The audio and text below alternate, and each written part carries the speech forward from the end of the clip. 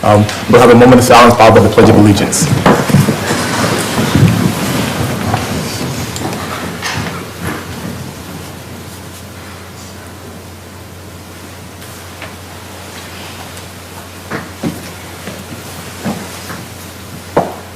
I pledge allegiance to the flag of the United States of America and to the republic for which it stands, one nation, under God, indivisible, with liberty and justice for all.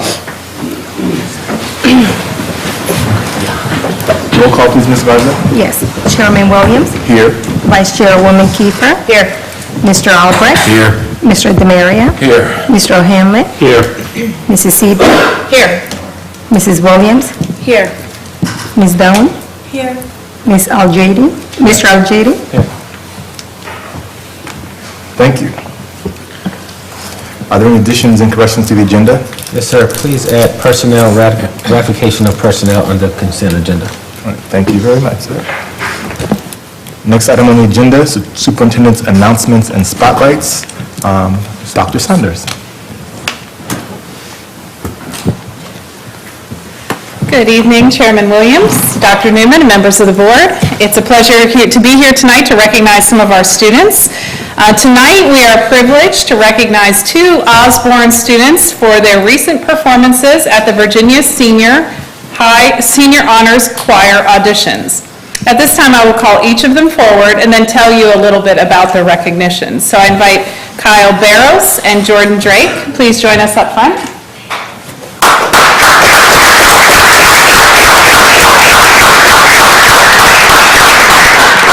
I'm also going to ask the Director of Choirs at Osborne, Angie Easley, to join us up front as well. I know she's here, so I'm going to ask her to come forward as well. So these young men recently traveled to Longwood University to audition for the Virginia Music Educators Association, VMEA, Senior Honors Chorus, which provides an opportunity for top student singers in the state to rehearse challenging music and work with a distinguished choral conductor at an advanced level. Only seniors are eligible to audition for this highly selective choir, which accepts the top 20 to 25 students for each voice across the state. Kyle was selected for the tenor 2 section of the choir, and Jordan was selected as a first alternate for tenor 1. Kyle will perform with the choir November 15th through the 17th, 2018 in Hot Springs, Virginia at the Virginia Music Educators Conference. Congratulations to our Osborne students for their accomplishment and to you, Ms. Easley, as well.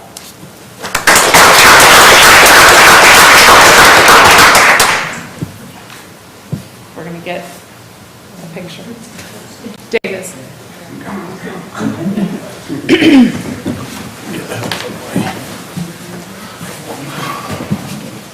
Good? Yeah. Yes? Oh, yeah. We got them all. 1, 2, 3. Thank you. Congratulations again to our Osborne High School students, and that concludes our spotlights for this evening.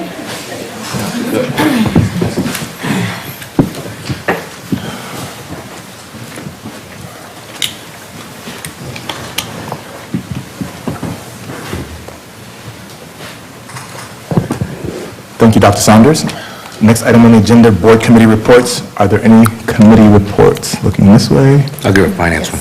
Okay. Go ahead, let's We'll start with Ms. Seberg and then go to Ms. Allred. Thank you, Mr. Chair. The Academics Committee met last week to consider a new course proposal to start as soon as the second semester, and we'll be discussing that tonight. Thank you. Finance Committee met twice since our last meeting, the results of which will be discussed, presented tonight under discussion agenda. It's items for carryover. Thank you, sir. Next item, board member comments. We'll start with our student reps. Mr. Aljadi, you have the honor of going first tonight. Thank you, Mr. Chairman. So some of you might have heard about the car accident last Friday that involved numerous Osborne High School students. Unfortunately, I was part of it, and I just wanted to spend this time to show how thankful I am for everyone's support to me and to all involved, especially to my principal, Mr. Gobolski, and to Dr. Newman, who showed up right afterwards to make sure we were all okay, and to the work of the first responders who made sure everyone was all right. It shows how close we are as a community, that we all care for each other, that we make sure we are all okay, and I'm just thankful that we are all okay and that nothing bad happened. But I beg to everyone who drives, especially for seniors and juniors who drive to school, please be careful. Your life can be changed in a second. That's it. Thank you.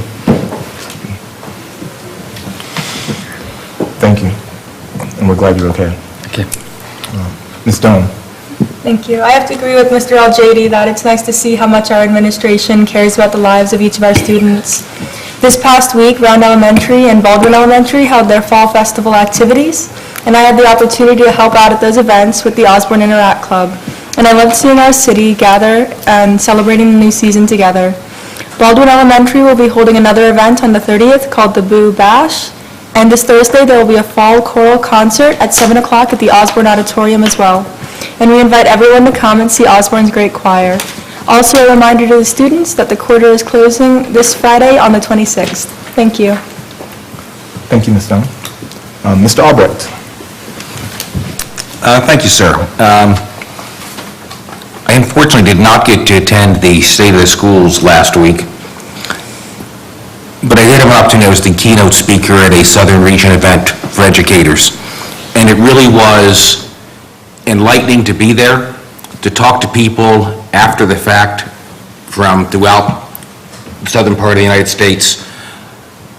Quite a few people from Virginia, North Carolina, Florida, Alabama, take your pick, but to hear what they're doing in best practices, what we're doing, and to recognize that a lot of what we do here in Manassas, people look up to us and say, wow, we want to be like that. So all too often we get caught up in the negativity of the press. We get caught up in we can do better, and we absolutely can do better, but we need to recognize that what we're doing is pretty darn good. So thank you. Thank you, sir. And thank you, as usual, for your service around the country. We appreciate that. Mr. DeMaria? Thank you, sir. I'd like to thank the Manassas City Police Department and Manassas City Public Schools Administration for the quick work they had the other day when we had a unsubstantiated, false accusation, not a false accusation, but I don't know how to put, false threat, and how quickly everything was resolved. It was just incredible. The police department were on it so fast and made everything okay, and I know our superintendent and Ms. Radford didn't get any sleep that night. I'm sure others didn't as well. But Dr. Stone, yeah, well, that's all right. She doesn't sleep anyway. But as quickly as it was resolved, I really appreciate the way that our different departments and the school administration worked together to resolve it in such a hurry. It was great. And in 2 weeks from today is the election. We will not be meeting before then, so please get out and vote. I would prefer you to vote for the people that I am supporting. I'm not going to tell you who that is. But if you're going to vote for people that I'm not supporting, get out and vote. No matter who you're voting for, get out and vote. It's incredibly important, and it's not your right, it's your duty to get out and vote. And imagine the people that are watching this and sitting here, I'm kind of preaching to the choir, but it's the best I can do. Thank you, sir. Thank you. Good points. Mrs. Williams? Hello, good evening, everybody. I want to first congratulate Kyle and Jordan for their honors. Their reward is something to be proud of. I know that's not an easy feat to, with all practice and things we do as we're young, to really excel our talents to the next level. So congratulations. Thank you, thank you, thank you. I cannot express in words the appreciation I had for the late hours last night of Mrs. Alford, Mr. Newman, and staff, Mrs. Stone. It really, really made me, as a parent with 2 kids at Osborne High School, feel very comfortable and confident in our Manassas City Police Department and you all. I appreciate that. I also would like to make a comment about our state of schools that we had last week. The Education Foundation really does do a lot of work. We put forth a lot of effort to make sure we nurture our business community to help all of our fine young people here at our school system. And we had 2 graduates from Osborne High School come with Lockheed Martin, and it was really great to hear from them. So thank you since Mrs. Villa-Grossman is sitting here, she's the president of the foundation at the moment, and thank you for all that you do. And Katie, you as well, since you're here. Thank you. You guys put in a tremendous amount of work, and it shows, and we're successful because of that. Thank you. That's it, Mr. Chair. Thank you, Mrs. Williams. Mrs. Seberg. Thank you, Mr. Chair. I wanted to echo the appreciation going around for our staff and for the Manassas City Police Department regarding Sunday evening event and into Monday. Congratulations to Dr. Newman on your first State of the Schools for Manassas City Public Schools. And thank you to the Education Foundation for hosting the event. We sure appreciate that. And lastly, if you can't vote on November 6th, go ahead and do in-person absentee voting now. And that's all I have. Thank you. Thank you. Mr. O'Hanlon. Thank you, Mr. Chairman. Everything I was going to say has been said. I just want to echo everyone. Congratulations to our 2 students. Thank you very much to the Education Foundation. The State of the Schools breakfast was wonderful. And like Tim and everyone said, please make sure you get out and vote. And thank you to our police and superintendent and Al Radford and everybody for everything you've gone through the last few days. I had a lot of comments from neighbors about how wonderfully handled everything was, and I told them, you know, the school board had nothing to do with it. It was all the administration and the police department that took care of everything. So thank you very much. Thank you, sir. Mrs. Kiefer. Thank you, Mr. Chair. And again, a lot of the sentiments have already been expressed, but I do want to say, first of all, to the principals who will be presenting to us tonight, I've done this for everybody else before us. I want to first thank you. It's hard sometimes to get up and talk about data and where you want to be versus where you are, which shows that we have an aspirational motivation behind us. And so I'm going to thank you in advance for your presentations and for keeping us posted on what's going on in your buildings. Secondly, I mean, we've heard a lot about safety, and I just want to say I think it's evident on so many levels from what Mr. Al-Jady said about his individual experience this week. Glad you're okay. And also just in terms of, you know, the threat that had gone on, the hours that went in, Dr. Newman, Mrs. Stone, Mrs. Radford, the staff, the principals, Mr. Gabalski, and also our board chair. Our board chair was up throughout that evening, communicating back and forth, and I just want to acknowledge Mr. Williams and all of that too. All that you do behind the scenes for this board and this division is very much appreciated as well. I also want to acknowledge Mr. Williams and Ms. Dove back there. I love when you guys come. They too are the front line of our safety in our schools. As the wife of an SRO now, I can tell you, he says, those SSOs do everything. They do everything, and I just want to jump in and help them. They work so hard. So thank you for your service in keeping our kids safe and making sure they do the right thing. And lastly, it's Bus Driver Appreciation Day tomorrow. Again, another key cohort of people that keep our kids safe. I've put my children on the bus and watched one of our wonderful bus drivers who we've had for years flag down a car who was not stopping for our kids as they were crossing the street. They go all out, and they're very behind the scenes and very humble people, but my gosh, without them we'd be nothing as well. So I just want to keep in mind safety is number one in Manassas City Public Schools. Thank you to our police department, our division, and everyone who's committed to making sure our kids and our staff are safe every day. Thank you. Thank you, Ms. Keith. Appreciate it. You mentioned Ms. Dove, and I have to say that Dr. Newman loves your jersey, Ms. Dove. So I couldn't resist, I'm sorry. I'm going to be a little louder than the other folks tonight. I wrote down my comments to make sure I didn't forget anything. First, I want to congratulate Colin Jordan, who are gone now, but for their award. I've been down in the States with my kids, honors choir before, and it's a great experience. And when Ms. Easley's done, to have students go to state choir. Think about how big our state is, and we're a small division. Every year, at least since she's been here, we had a student go to honors choir. So that's a phenomenal achievement. Another great thing we're doing that folks don't acknowledge, but if you think about all-state, we have children making all-state every year. That's impressive. I want to congratulate all the fall athletic teams at Osborne and Metz for their efforts this season. Success is not just measured by wins on the field. I want to especially acknowledge the Osborne High School field hockey team, which I've kind of adopted this year. I was fortunate to watch a number of their games, including the playoff season finale at Stonewall, where Dr. Newman joined me. And I'm especially proud of their tenacity, dedication, and improvement. And this could apply to all the teams, but like I said, I kind of adopted them, so that's why I'm mentioning them. Thanks to the young women for their work, and to Coach Coombs and the other coaches, I think Coaches Clark and Kerr. And we even had an Osborne graduate, 2018, Paulina Gelladoni, who volunteered her time to go to all the games and encourage the young ladies and keep score and things of that nature. So that kind of support we have behind the scenes is invaluable. So I really love watching them progress, and I want to congratulate them on that, and other fall teams as well. Sports is a great way to build character, camaraderie, and tenacity, and we do that a lot here, and it's not often acknowledged, but I want to congratulate all the folks who are involved with our athletic teams. Okay, last but not least, I want to give my sincere and profound thanks to the Manassas City Police Department for their quick and thorough work on the threat against Osborne and Baldwin on Sunday night. In less than one day, the department made an arrest, identified a suspect, and discerned that it was a hoax, and that the suspect didn't have the means to carry out the threat. The communication with the school system was great, and enabled us as a school system to communicate with parents and MCPS in a timely fashion.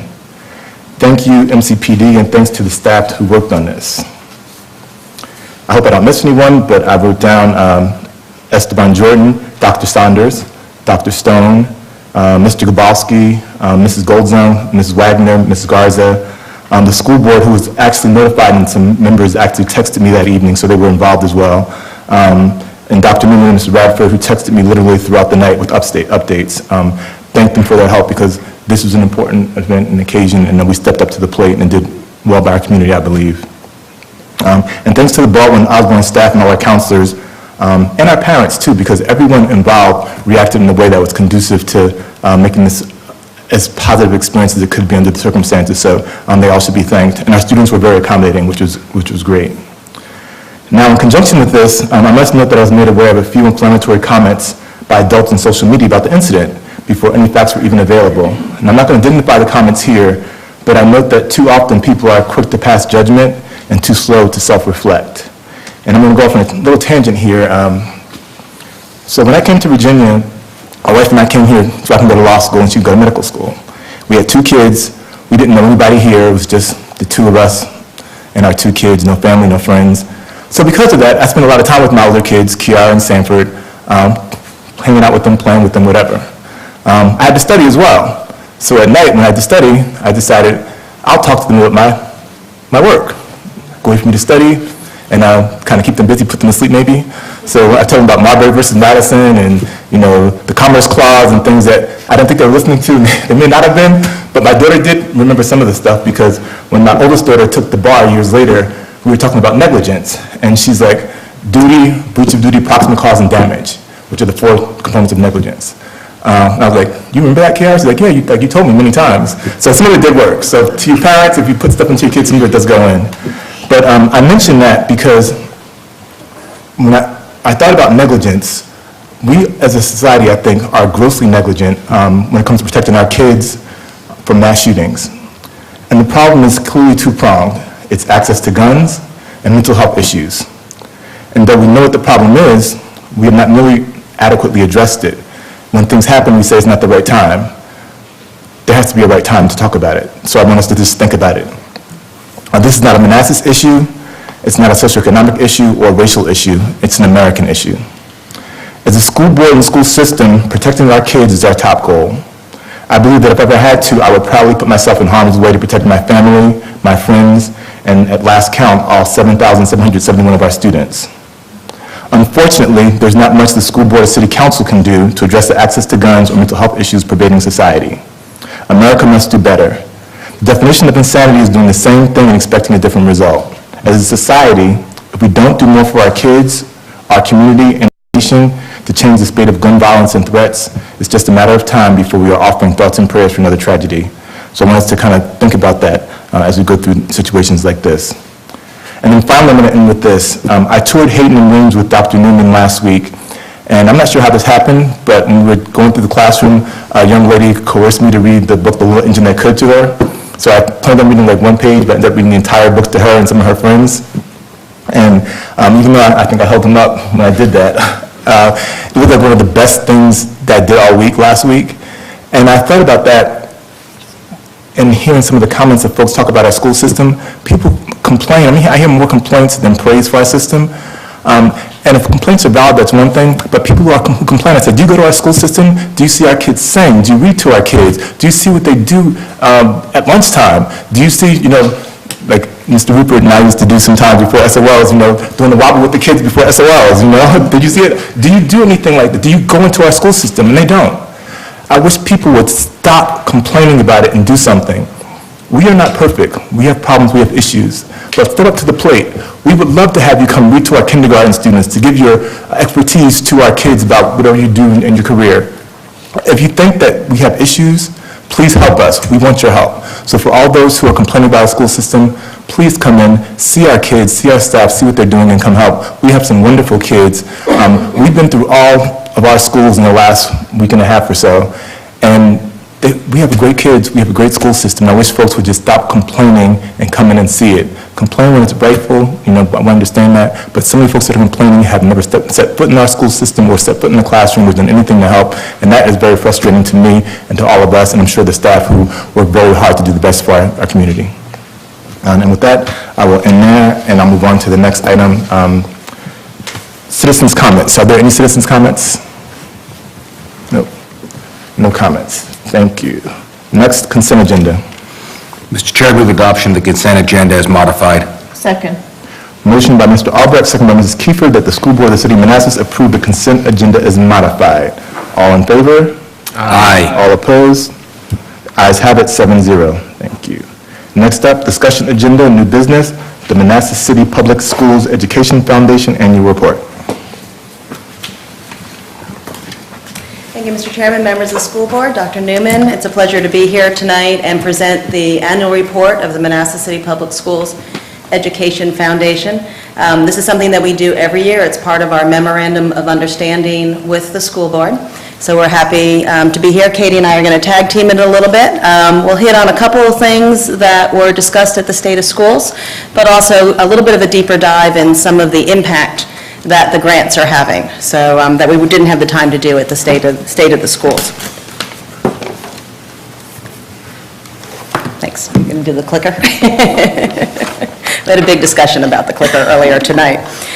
Our mission is to encourage and fund innovation, enhance quality education, and promote success for all of our students and our teachers and our administrative staff. So we feel like we support everybody, students, teachers, and administrative staff. This is last year's annual report, so up on the screen is last year's Board of Directors. You can see that we have some new faces that I'll go over towards the end of our report, but we want to just do a huge shout out and a thank you to those members of the board that rotated off the board this year. They did a whole lot of work last year, and there's more to come this coming year. Our focus is on the innovative educator grants, scholarships, and as you saw at the State of Schools, connecting the businesses and community members to the schools. And really, in our retreat this year, we did a very specific retreat with the board and really said, okay, what is our core competency? What are we really going to focus on? And these are the things that we're focusing on this year, are these three things. And so you'll see us out in the community beating this drum. I want to just stop for a moment on this slide and talk about it a little bit. This is our financials for the last 3 fiscal years. You can see that in FY16, the blue is our revenues, the red is our expenses, and you can see looking at it in FY16, FY17, we brought in quite a bit of money. You can see our expenses were well below our revenues. That's actually not necessarily a good thing when you're a nonprofit and you're giving money out. And one of the reasons you see expenses so below revenues is because we didn't really have a whole lot of applications coming in from teachers for our innovative teachers grants. In fact, we were calling them teachers grants. we hadn't even come up with the word, Katie came up with the word that they were innovative teachers grants, for innovative educators. Katie's been beating the drum, she's been out there every day promoting these grants, and so I am proud to say that in FY 2018, we saw an uptick in grants. We gave out more money, and Katie will go over that in just a moment. So now we had a little bit of reserve. I'm city government, so I'm used to talking about reserves. So we had a little bit of reserve that we were able to put into our grants for the last fiscal year. But now it's on us to keep this momentum going and to raise more money so we can keep that enthusiasm going. So I just wanted to explain that chart to you all in a moment.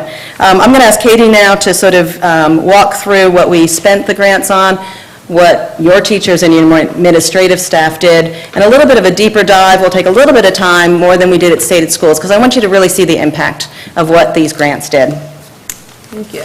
We were very proud to give over $64,000 back to the schools last year through our Innovative Educator Grant Program, which was close to $10,000 more than we had done in the 2016-2017 school year. Our grants are designed to support teachers and staff that engage our students in authentic learning experiences that have meaningful impact. The foundation is proud to support these programs that truly meet the needs of the students while preparing them to contribute to our community. I would like to highlight quickly several of these programs. The Eagle Writing Center delivered over 1,700 peer tutoring sessions last year and continues to grow and be a model for other schools. Round Elementary partnered with Kid Pan Alley to integrate music into learning, where students were able to put their ideas, thoughts, and collaboration into a song. These 4 programs, listed on the screen, enabled students to focus on learning in ways outside of the classroom and beyond the standards of learning. Funds were used to provide different seating options for kindergartners at Hayden Elementary in order to establish a brain-friendly atmosphere for their students. Girls at Metz Middle School participated in the SNAP program, which incorporated mini trampolines, step boxes, and free weights. Students were also able to enter the world of natural exploration and internalize the value of nature at Weems Elementary. Mayfield students were able to build a greenhouse that would be the home to all types of healthy organic vegetables and would be accessible to all classes in the school. STEM opportunities were provided in a variety of ways to elementary students. Pre-K students were able to engage in experiences that fostered collaboration and developed higher order thinking skills, which ultimately prepare them for their future educational experiences in Manassas City. These types of opportunities are available to elementary students throughout the division with the support of grant funds that help to purchase equipment, interactive tools, and nonfiction texts to support their learning. Through our partnerships with organizations like Micron, Lockheed Martin, and Swift, we are proud to support robotics at all levels in Manassas City. The learning did not end when the school year concluded last year. Grant funds helped to ensure the innovation and creativity continued throughout the summer. Students were building guitars, enhancing their coding and engineering skills, and deepening their understanding through collaboration and problem solving. Applications for this year's Innovative Educators Grants were sent out earlier this month, and they will need to be submitted by November 30th. We look forward to supporting as many educators as possible through funding to bring their ideas to life. We continue to be impressed with the graduating seniors of Osborne High School who apply for our scholarships. Last year, we awarded $18,000 in scholarships to students in a variety of areas, including CTE, STEM, and fine arts. Scholarships were also awarded to students who were looking to start their post-secondary education at Nova, pursue teaching as a career, and also exhibit leadership qualities in the community. Couple more just closing thoughts. You heard from a lot of our funding partners at the State of Schools. The majority of them are listed here on the screen. We obviously couldn't do what we do without our funding partners, both providing not just the money but also time. A lot of these folks are also in the CTE, in the classroom. They are reading to the children. They are providing mentorship as well as the funds. They also invite students, as you saw with Lockheed Martin, to intern and to be available for those types of opportunities at their businesses. A number of these businesses are identifying their pipeline workers in high school which is absolutely amazing to me, that they're identifying their workers, they are working with them, providing them funds, internships, helping them with college, and then bringing them into the workforce after they've graduated. The State of the Schools was very successful. Miller Toyota already committed for this year. The check is already in the mail from those folks. They were so excited about the Build the Guitar Camp. They can't wait for the next project that we suggest to them. Also, pleased to announce that after taking a year off from helping us fund different things, Novant is back, and we've got a meeting set up with the hospital to talk about what they can help us with in the health and human services area of the programs. We do want to welcome a few new members coming up in 2018 to the board. Again, we're also glad to have George Mason University, after taking a couple of years off from the board. They are now back. Jimmy Conroy, if you did not meet him, if you do not know him, you will. He was a big shout out to Jimmy on the events committee for State of Schools. And also, I'm remiss, I appreciate the thank yous from the board for the Education Foundation, but it's really also your administrative staff. They handled all the logistics. All of the folks that are in this room did all the hard work. We merely sort of put the pieces together and did the raffle basket, I think. And of course, we welcome Dr. Newman to the Education Foundation Board. Just in closing, I think we're going to show the Stand Strong video. I know some of you were not able to see it. I actually did not get a good visual of it from where I was standing. I can't really emphasize enough, with any time with a volunteer board, getting them focused, getting them doing their job that they volunteered to do is three-quarters of what I do as a president. So the board this year in our retreat, they all committed to one thing. They all chose one thing that was going to be their thing that they did for the Education Foundation, and they wrote that down on a card, and we gave it to Katie, so that at the end of the fiscal year, we can look back and say, did we do our one thing? For all of us, our one thing is to stand strong for Manassas City Public Schools. And with that, we'll show the video and then take questions. 1, 2, 3, 4, 5, 6, 7. The Manassas City Public Schools Education Foundation stands strong for Manassas City Public Schools by providing grant opportunities for innovative educators so that they can bring their ideas to life and provide meaningful learning opportunities for all students. We also provide scholarships for Osborne High School seniors as they embark on the next chapter of their educational journey. And I am proud to stand strong for Manassas City Public Schools because education and accessibility is important to our community. The work that we do at the foundation is critical to making those goals and dreams a reality for many of our students. I'm a mother of 7 children who have gone through the public school system, and they have benefited greatly from our strong education system. I stand strong for Manassas City Public Schools because as a former graduate of Manassas City, I have seen firsthand how this has prepared me for my future. Now, as a parent of a Manassas City Public Schools student, I look forward to seeing the success that is going to give my child and the rest of the Manassas City Public Schools community.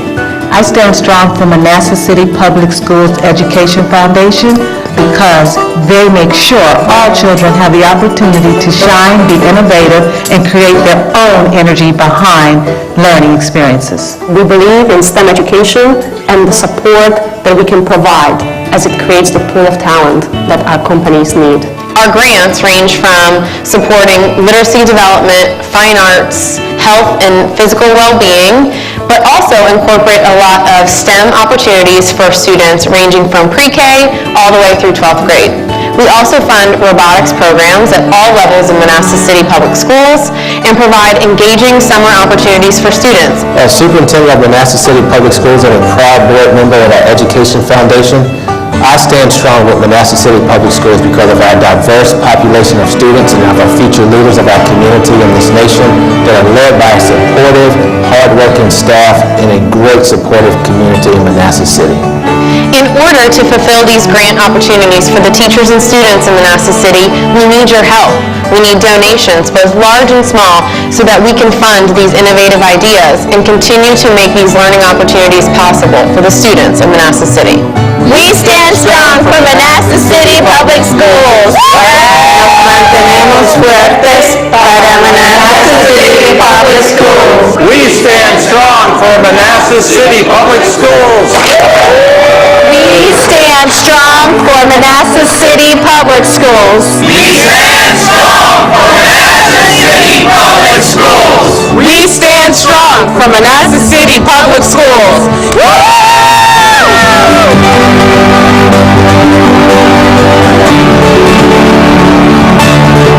We stand strong for Manassas City Public Schools.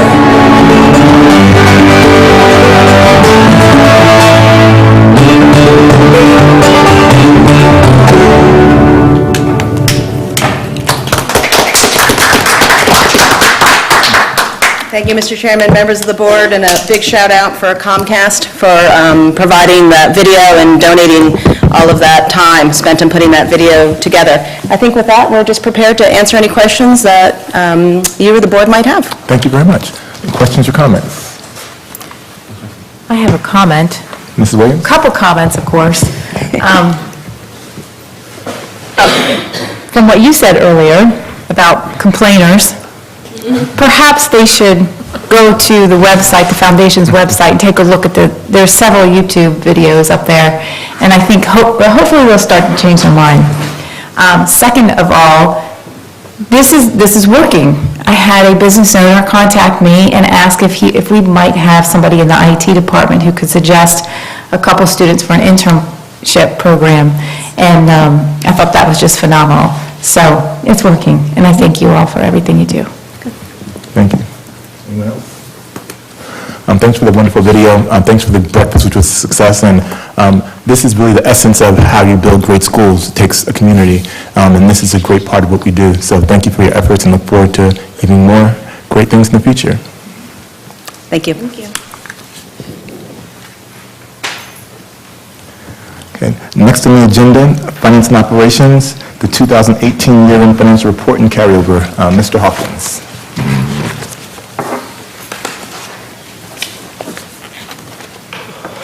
So, good evening. On the screen, I know we got to make it bigger so we can see it a little bit.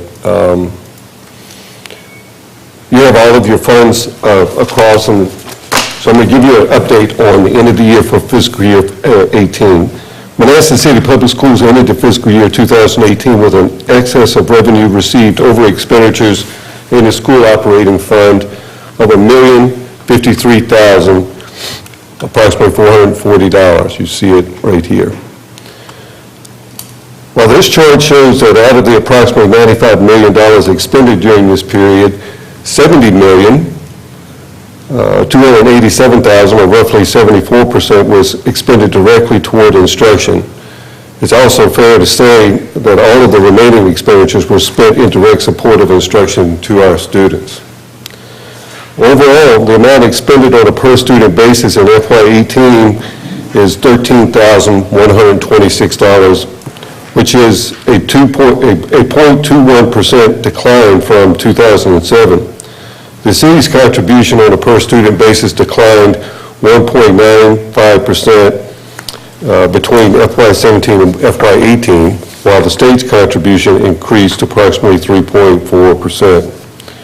Also, the Food Services Fund had a net increase in fund balance of $398,645. That's shown here, for a total fund balance of $2.2 million in fund balance. So if we can go to the PowerPoint presentation, Albert, please. So if we go down, our beginning fund balance at the beginning of fiscal year FY18 was approximately $3.5 million. Our excess revenue over expenditures, approximately $1 million. We had outstanding encumbrances at the end of the fiscal year on June the 30th of approximately $26,000. That leaves us an ending fund balance of $4.5 million. Tonight, the administration and the Finance Committee are recommending the following three carryover requests. The first one is a state security grant. MCPS was awarded $29,051 from the state to enhance security within our schools. This grant has a 25% match requirement. Therefore, we're asking that this match, $7,300, be expended be expended to allow MCPS to receive the state security grant. The second one is about the Baldwin Stars. Baldwin Elementary has had a long tradition of placing a star on the wall for every student who went through their entire elementary years with all A's. With the transition from the old Baldwin to the new Baldwin, the school administration and the Baldwin PTO have been searching for an appropriate way to continue this tradition at the new Baldwin Elementary School. They have met many times and have worked with a local interior designer to develop a design for the wall of stars. The approximate cost is $6,300 to complete this transition to the new school. And finally, the final item is to acquire a cloud-based analytics platform that will assist MCPS in analyzing student data and creating metrics that will assist MCPS in providing quality instruction for each student. So at the end of the day, we're asking that we be allowed to carry over $163,600 and have a remaining fund balance or beginning fund balance for FY19 in the amount of $4,382,638. Are there any questions, concerns, comments? Mr. Albrecht? Thank you, Mr. Chair. So I want to thank staff and the Finance Committee. We ended up having 2 meetings on this because of the significance of it. The net result is the staff recommendation, which was approved by the Finance Committee, increases fund balance by over $900,000. And we recognize the need to keep saving for, let's call it a rainy day fund, because we must build New Dean. And while we're not talking about that specific item right now, that's the elephant in the room that we have deferred until after 2 weeks from now, that we have to start addressing again. So we did not support many things that staff had suggested. The security grant, the Baldwin Stars, and maintaining heritage probably could have been absorbed within the current budget. Those are small items. The big item here is the data warehouse. It's really embracing what this school system has been embarking on, talking about taking data, smart data decisions. We're not quite here, but we actually looked at, with staff last night, what's the 3-year plan for this, what's the 5-year plan, how does it get us where we are? Right now it's software as a service, and ultimately, how could this be used if we build it and they come, and in all likelihood, looking at the way these kind of services take off, they will. Could our parents be engaged, and how could others be engaged to look at predictive analytics, to start talking about if this, what happens? And that's really where the power of the data analytics is going to come. We're actually going to take the terabytes of data we have and actually start using it to predict what results will happen. Thank you. Any comments? All right, so thank you. What are the next steps? So this will be brought back at the next school board meeting on the action agenda. Okay, thank you. And I want to echo what Mr. Albrecht said, but thank you for carefully recognizing the fact that we do need to, have money for building a new Dean at some point, and being very fiscally prudent with how we allocate our money. So thank you guys for that work, and thank you to the Finance Committee for your meetings. Thank you. Next on the agenda, student achievement, Mayfield Intermediate, Mr. Frischkorn.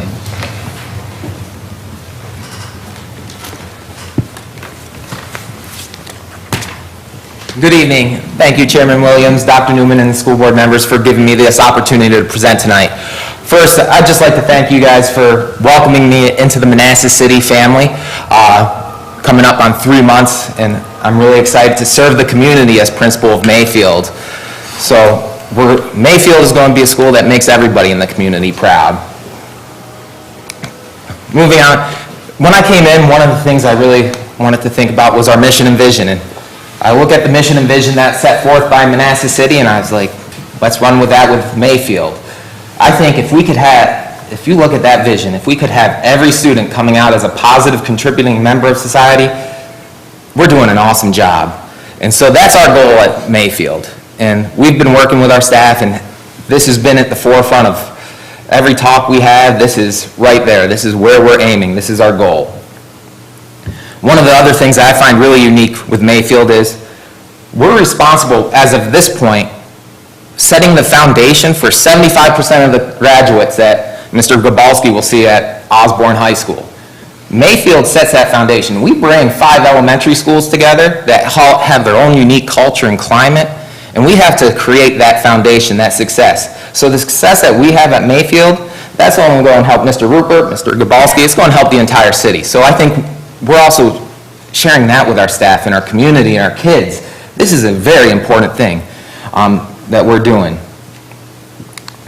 So for the past couple weeks, I've been going around to the staff and looking for strengths. Since I was not here, I wanted to hear from the staff what our strengths was. One is that we're accredited. That goes so far. I mean, with all 9 schools being accredited.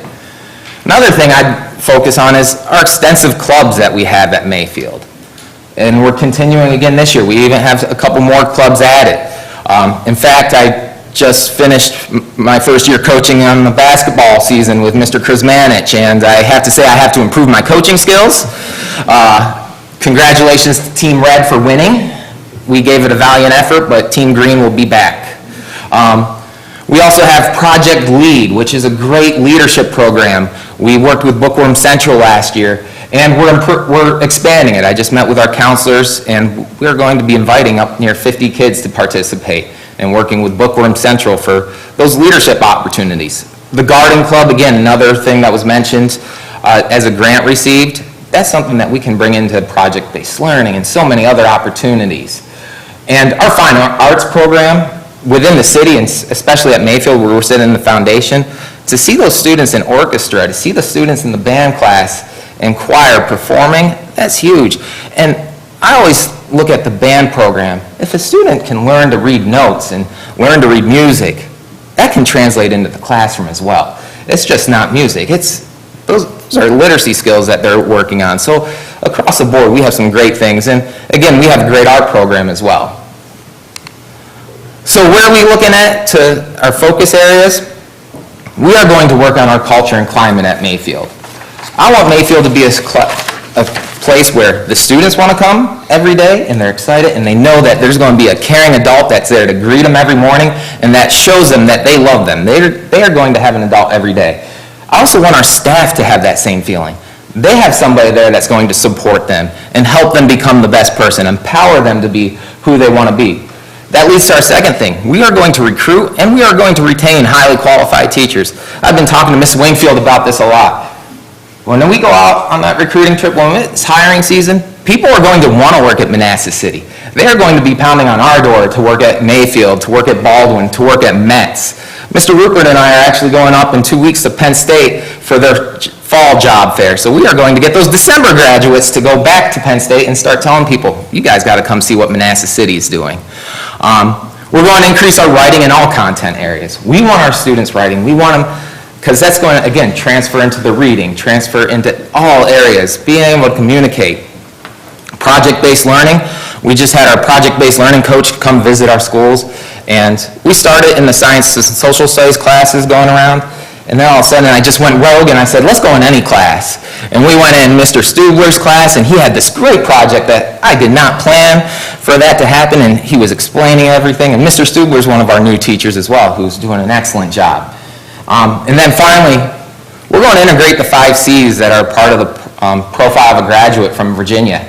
And I think this is huge, being creative, collaborative, communication, critical thinking skills, and citizenship skills.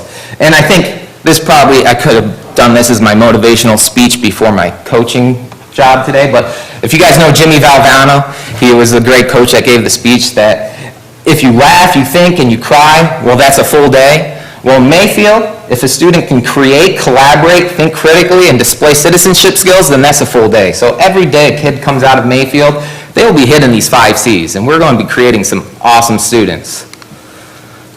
So where do we break into our goals? If you look, we're going to focus on these SOL pass rates. We are going to bring them up. We are going to change a trend that has been occurring. We are addressing it. We're talking with the teachers. We're in meetings. I have to give a lot of praise to our instructional coaches, Mr. Megan Hart and Ms. Maldonado, who is also a new teacher. They've been sitting with teachers. They've been planning. We looked at a framework for our instructional practice, our 80-minute block, in which we're working with our teachers, providing support in which they can have small group and differentiated instruction, where it's going to lead to student engagement. That's what we really want to see. When I walk into the classrooms, I want to see the students active. I want to see the students busy. I want to see the students that they don't even know I'm in the classroom. And Mr. Moore, the assistant principal, and Ms. Whitaker, my other assistant principal, we've been in classrooms. We've been in over 140 classrooms and provided feedback to teachers already. And we're not even into November yet. So we've been in there, we've been giving the feedback to teachers. And I can tell you right now, our goal of 75% for this year, we're going to achieve that. And we're really going to have an awesome year as it's going. The next one, again, starts with the community. We want our students to be proud, and we want our staff to be proud. And it goes back to what you were saying, Chairman Williams. When people talk about our school, what are they saying? You leave, you should be telling everybody how great it is. I've run into former colleagues and coworkers of mine, just because this is a small area, and I cannot sing the praises of Manassas City as much as I can. Everybody I see, they're like, you're just so happy. I was like, well, I was happy before, but I mean, this is a great place to work, and we're making it that way. One of the other things that we did is we implemented a Bobcat block, or a Bobcat block this year, in which is a 15-minute block during the day where the teachers it's unencumbered time. And what we're really talking with our teachers are, how can we create these classrooms in which we're creating a community within the classroom, having kids talk, share with one another. What are some things that we can do that make all the students part? Today we, as a school, we did Mix It Up Day at lunch. So we pushed those social boundaries and had kids sitting at different tables at the lunchroom based on their birthday. And if you want to see a really unique social experiment, is come into a 5th and 6th grade and probably Mets and ask kids to sit somewhere different at lunch. And they're all looking at you differently. But we had teachers participating, sitting down and having discussions with students. We are highlighting students a lot this year. We've implemented the Bobcat Best, where students are given Bobcat bucks for just going above and beyond. And then every week we pull winners, and we have campus winners for our Campus Cup Challenge, because we want students to understand that we see what they're doing and we see all the great things that are going on. And with that, if we do all that stuff, I think we're going to have students that are showing up to school. Our staff is going to want to stay here. Our staff engagement survey is going to show that staff are excited to be there and that they feel supported. And our students are going to feel supported. And you're going to hear the big words support and proud. That's my goal for the staff and students at Mayfield, is that they both feel the support and the proud. And if you want, you can follow me on Twitter as well. And I created a hashtag this year, Mayfield is proud. It's Mayfield IS, intermediate school, a little play on words, is proud. Everything that we do in school and that we can highlight, we're putting on there, and we're making sure that everybody, creative. All right, the next thing is, and again, this is getting it out to the community members, to let the community members know what's going on in our school.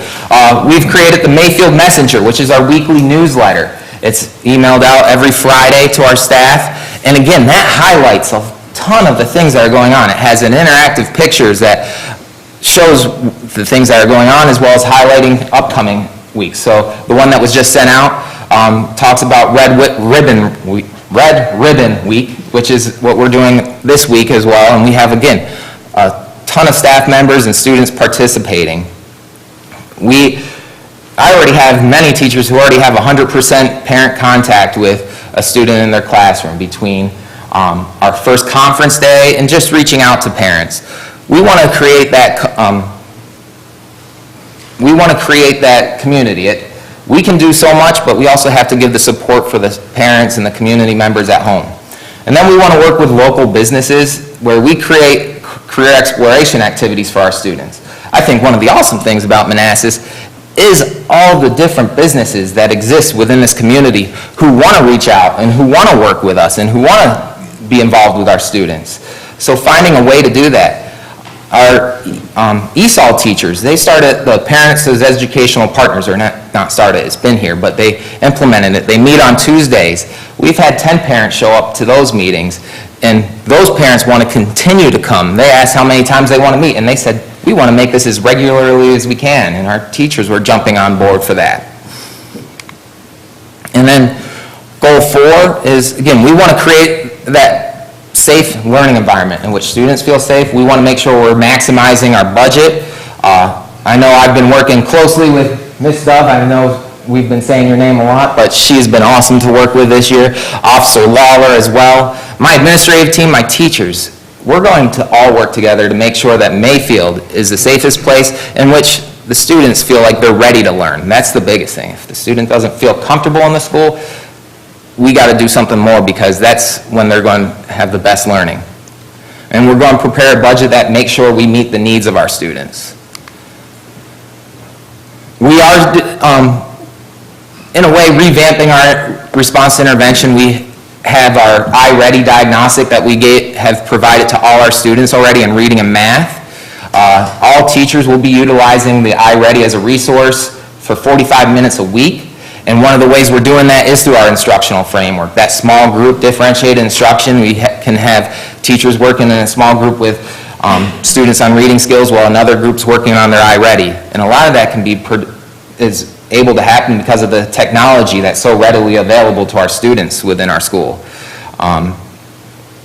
Next week, we're going to hold another one of our RTI meetings in which we have all our specialists come together, meet with the teams of teachers, and discuss students that they want to see, what supports and interventions we can put in place, and then we will meet back on those students. So no students will fall between the cracks within Mayfield Intermediate School. Project-based learning, as I mentioned before, we did have a small group pilot some project-based learning, but how I really see it working is if we make our instructional framework come into place in which the students are working independently and engaged in their work, project-based learning is going to fall right into line with that.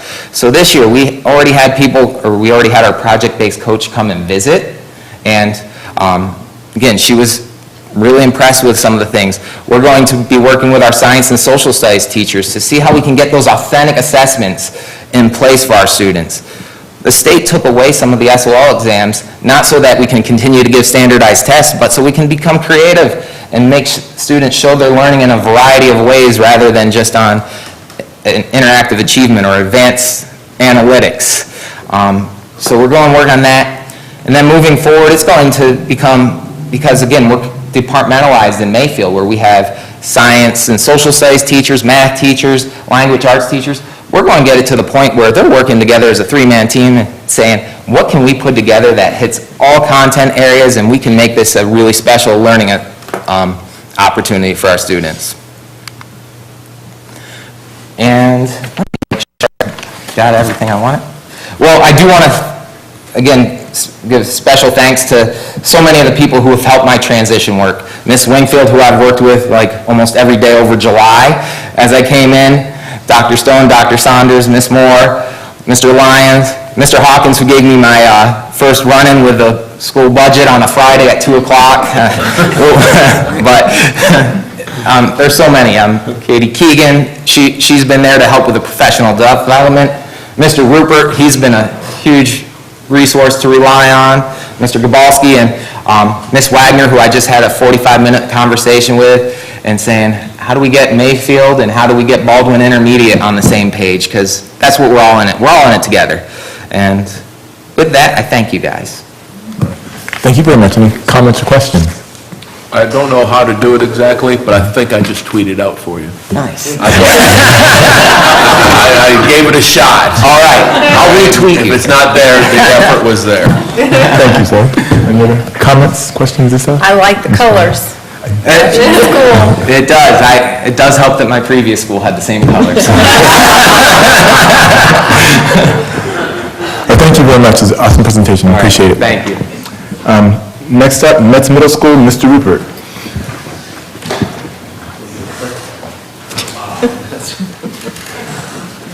Good evening, Chairman Williams, Dr. Newman, members of the board. Thank you for having me here tonight to talk about Grace E. Metz Middle School and our continuous school improvement plan for 18-19. So very proud. I'm proud to be the principal at Metz Middle School and take on working together with, with the team.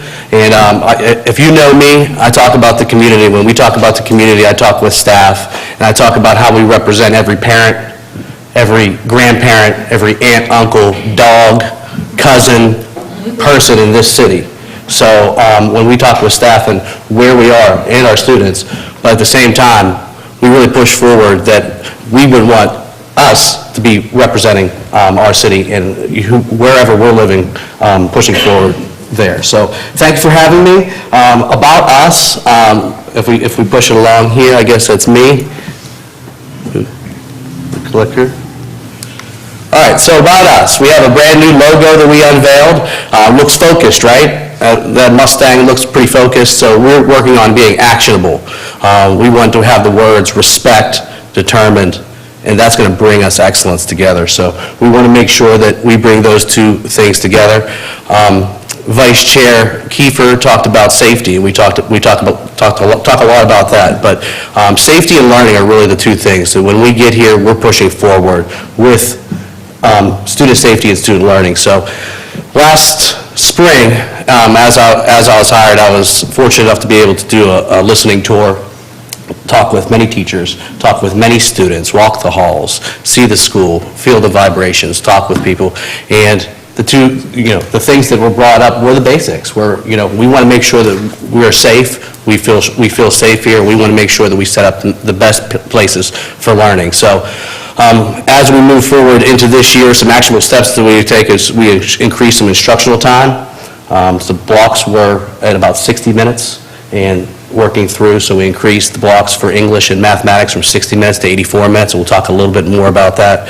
And we staggered the bells from 7th and 8th grade to have a break in between. When you have 1,200 students walking the halls and all being released at one time, that's a lot. So, and we want to make sure that our students feel comfortable, they're ready to get through there and get where they need to be and get ready to learn. So really with staff, we're working on, our motto really is stronger from the inside out.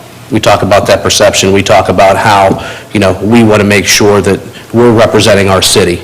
And so we have to start from the inside out. That's our students, that's our staff, that's this team, that's you.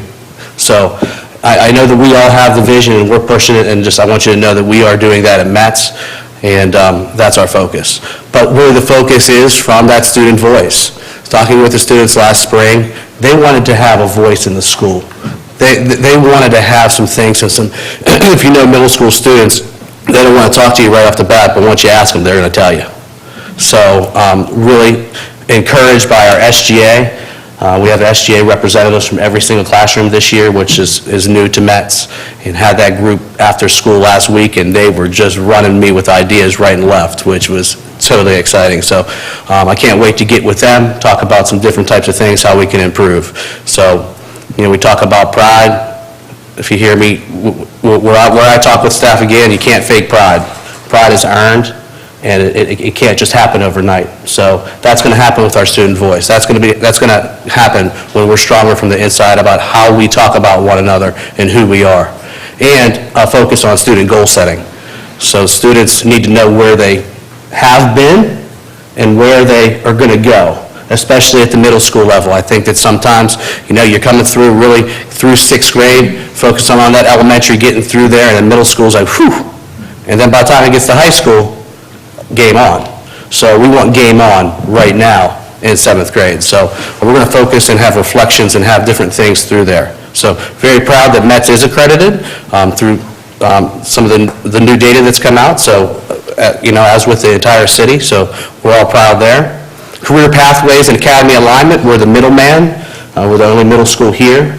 So we've adjusted the career pathway and academy structure a bit at Metz to where all students will rotate through every single career pathway that Mr. Gabalski has. They'll be exposed to all of them.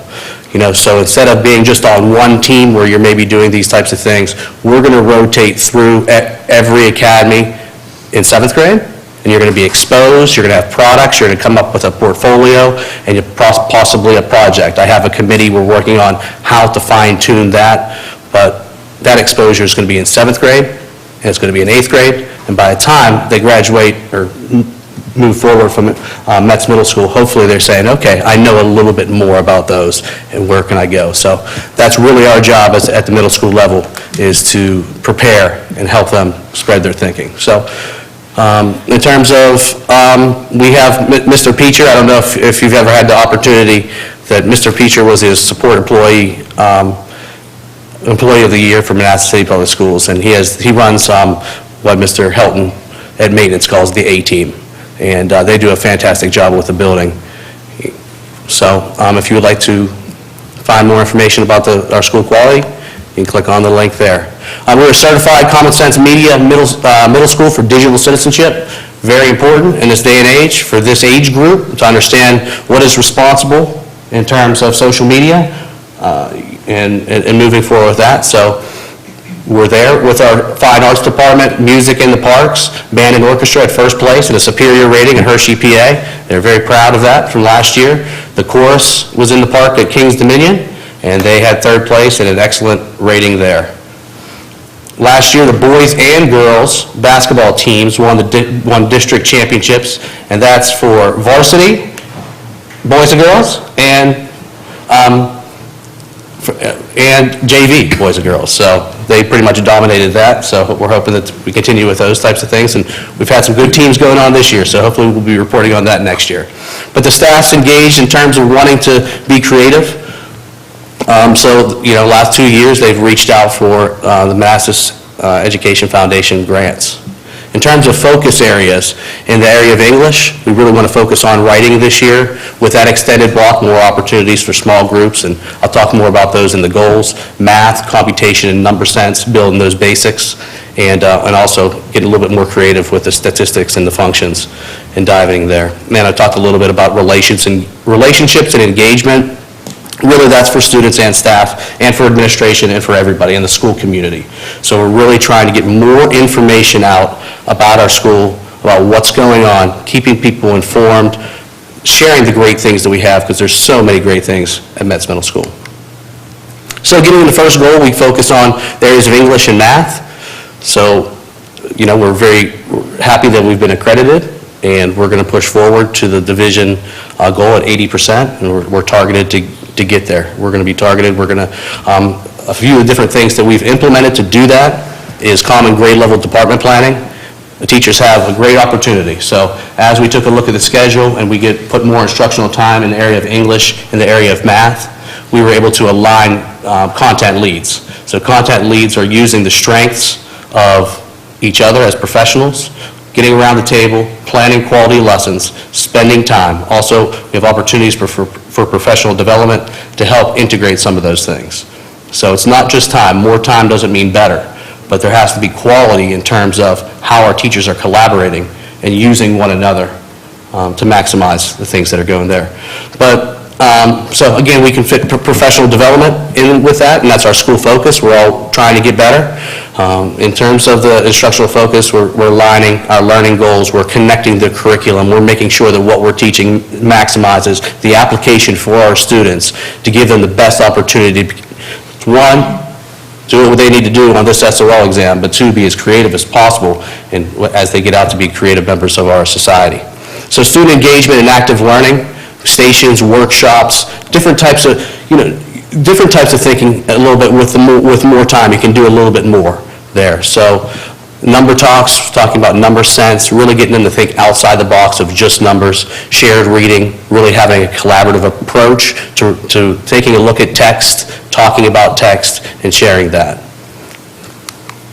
Goal 2, processes and procedures. So again, we want to make sure that our staff are engaged and they're happy.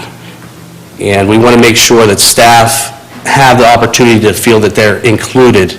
With a large staff, we want to make sure that we're putting processes and procedures in place, that everybody has a voice. So we want students to have a voice, but our teachers need to have a voice. And we're in it together. It's a team, and it's an effort, and that's how we're stronger from the inside out. We also want to make sure that our new teachers are prepared and feel great about being here, feeling supported, and collaborating with teachers of all age groups. I often tell my staff, I don't care if you're a first-year teacher or you're 25 years in, you are a teacher, you're licensed by the state of Virginia. This is the way that we're going to roll. Everybody is bringing their skills, and we're going to bring it together. So shared leadership is very important to me. So every member of the team at METS has joined a committee, and everybody has a voice. And you can have a voice on you can comment on any of the other committees, but your committee is where you have your voice. We're going to utilize the employment engagement survey and make that active. There's data there, so there's going to be a committee that's going to take a look at that to say, where are we engaged, where do we need support, and how can we actively do that together, us, as a staff. And then we have our new teacher academy, which is wonderful, that I'm sure that you guys know all about, with monthly meetings and reflection sessions to make sure that they're moving forward. Goal 3, positive relationships with students, parents, and our staff, to support and maximize success for all stakeholders. Percentage of parents who report being satisfied in the quality of information communicated from METS. Percentage of parents being satisfied with customer service. We need to do better when they come in. We need to do better responding to emails, to phone calls, keeping them informed. Really, it's a pivotal time. They're coming from the elementary where you're getting a lot of communication to where you're transitioning from a social media piece into that next. So, we've implemented different things in terms of communication. We have a weekly message that goes out detailing things that are going on at the school, getting really good feedback from that, and actually just trying to find more and more ways in today's day and age. Again, more is not better, but being targeted at certain times. Student events and celebrations, that's the customer service for our students. I mean, they need to have a voice. They need to be engaged in what they're doing, whether it's music, sports, clubs. I think we have something like 16 clubs. We have parents moving in from Prince William County. Sometimes they don't have as many buses and things on the days, Monday through Thursday. Manassas City, you come here, we have buses to have after-school clubs every day. What an opportunity for our kids to be here and join these clubs. So I'm very proud of my staff that have stepped up and filled in those clubs. It's a variety of clubs. So I'd even invite you, we'll come up with a schedule, and I'll share that with you all. Come by to see some of these kids afterwards, not in that, just kind of relax, something that's their interest in. And there's kids that just, they're thriving, say, I want to be in as many clubs as I possibly can. When do they meet? So we put it out there, we get it. So very proud of that. That's something I've really seen a success. And then PTA and feedback sessions, just really soliciting feedback from parents that are here. If they're showing up and taking the time to come see me or come see our team or learn about what's going on with the PTA, really using them as confidants. Goal 4, we want to operate within a structured and effective learning environment. Again, with the budget, we want to make sure that we're on track there. We want to make sure that our safety team, our maintenance team is meeting, talking about if there's anything that's where we need, pushing forward there. And we want our students, again, I want to add students in here. I want to make sure that the students are being satisfied with their classroom and the hallway environment. With the different things that we did with the staggered bells, how we're encouraging our teachers and administrators and counselors and every single person in our building to be in the hallway, to say hello, to build that relationship. So how are we doing that? Are we moving in the right direction with that? So there's many strategies that are ongoing there. In terms of response to intervention, RTI, we too will be having our meeting soon, and just taking a look at that first crop of data that's coming through. And really what's going to help us is that time that our teachers can take together as a department and really look and see where are the gaps, where are the things for Tier 1 for all students, and then where are the things that we can figure in for Tier 2 and Tier 3 students and build those supports within class, also with all students. And iReady is great as a diagnostic. It's completed by all students in English and math. And we can push forward with stations and workshops, as I mentioned before, and multiple data points are used to identify the students for Tier 2 and Tier 3 and plug forward there. In terms of project-based learning, the majority of MET staff has completed the PBL, so that's great. At the middle school department level, work to find ways to incorporate that as best we can. Met's Science Department is leading the way. They have an increase, one of their motivations this year is to have an increase in labs and authentic types of things to make sure that they're pushing forward and being creative and not just reading out of a textbook or doing those things. So they will be completing a project this year, and they'll be highlighting that with staff and really leading the way and sharing these things, so it will encourage. And then with Academy Exploration, share a little bit about that, how we're going to spread that out. I think that's going to be something where they don't have to bring in a textbook. It's more, you can bring in social emotional skills, you can bring just people skills, those soft skills that our students need, and we need to kind of build those in, those conversational types of things, and really pulling those in. So, but the overview of the general plan, we want to make sure that since we've had the majority, let's really push forward with those ones that aren't trained and move forward there. And we want to continue with content projects and things through our academy. So those are some highlights for our plan, for focuses for this year, and some of the data from last year. Have any questions? Thank you, sir. Comments or questions? It's too bad we changed colors. You got the right colors on now. I got the right colors, though. But I do miss the red jackets. Well, I'll get a silver one. Okay. Yeah, do that, real glossy. Glossy? That'd be cool, yeah. I'll look for that next time. Yeah. Thanks. Comments, questions this way? Congratulations on the football team. Yes, they're Undefeated. They're undefeated, and the soccer team is undefeated as well. Is it? Good. Yes, so a couple more games. All right? Thank you for the presentation, appreciate it. All right, next up, in the progression, Osborne High School, Mr. Grabowski.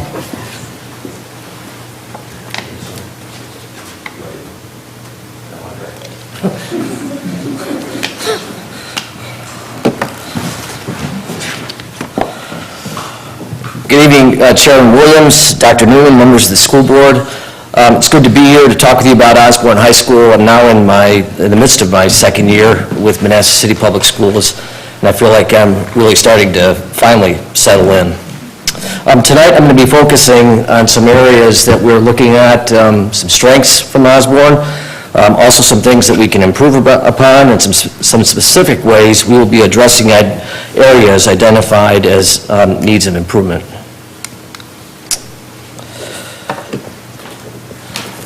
First, we have many things to celebrate this year. We are accredited.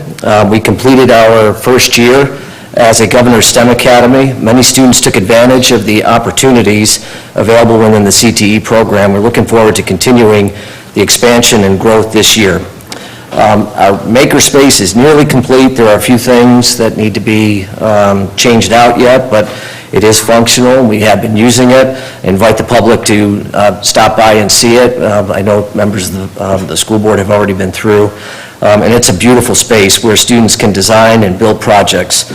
And with a wealth of course offerings, we believe that Osborne is well positioned to give students a practical education and give them skills that will allow them to challenge for employment upon graduation.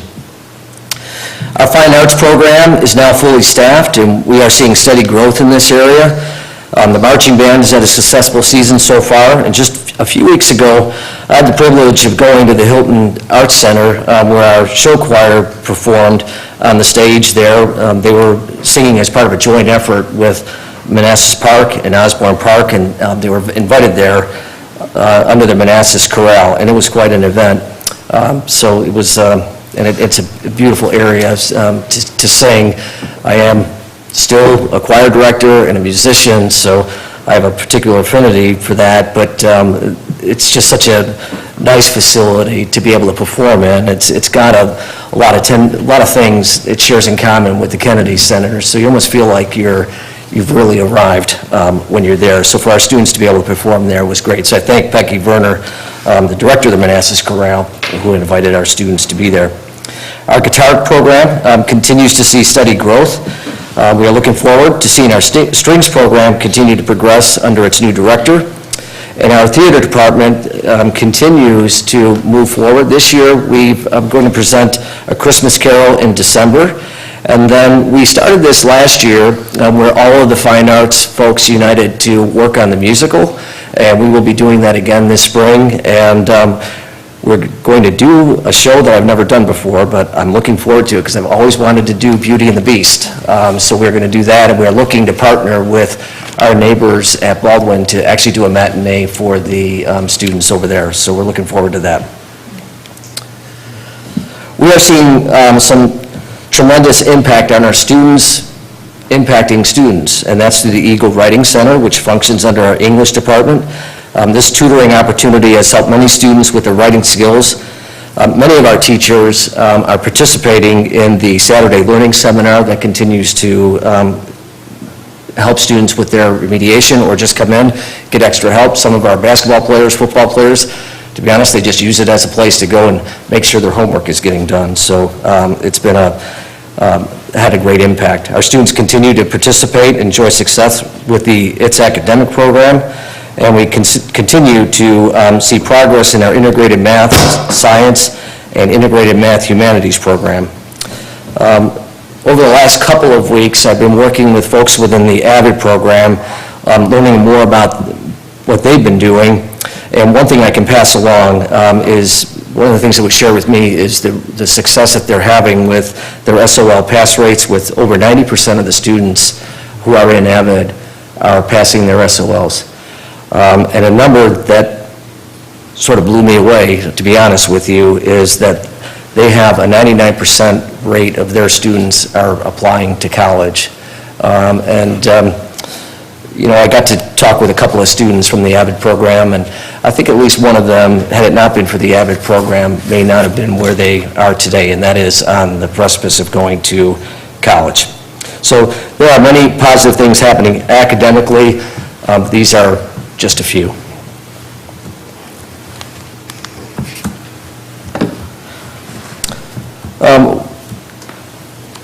Just a couple of things before, I think I might have hit the button too soon. Sorry about that. But I do want to share just a couple things about our Eagle Ambassador program. This program is based on a peer mentoring program. It trains 11th and 12th grade students to be mentors for our 9th graders.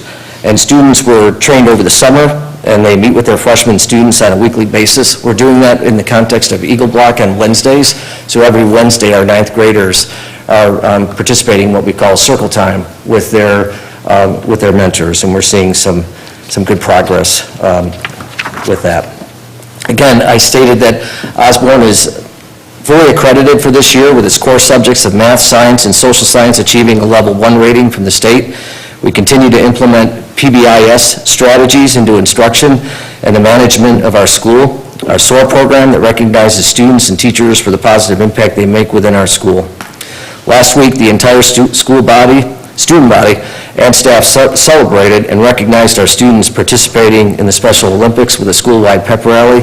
And that was a day where I have to say it's very nice to have neighbors that are right across the street, because all the students from Baldwin Intermediate and Baldwin Elementary came out, and we had a little mini parade as the buses left, and I know some of you were there, so you got to see that.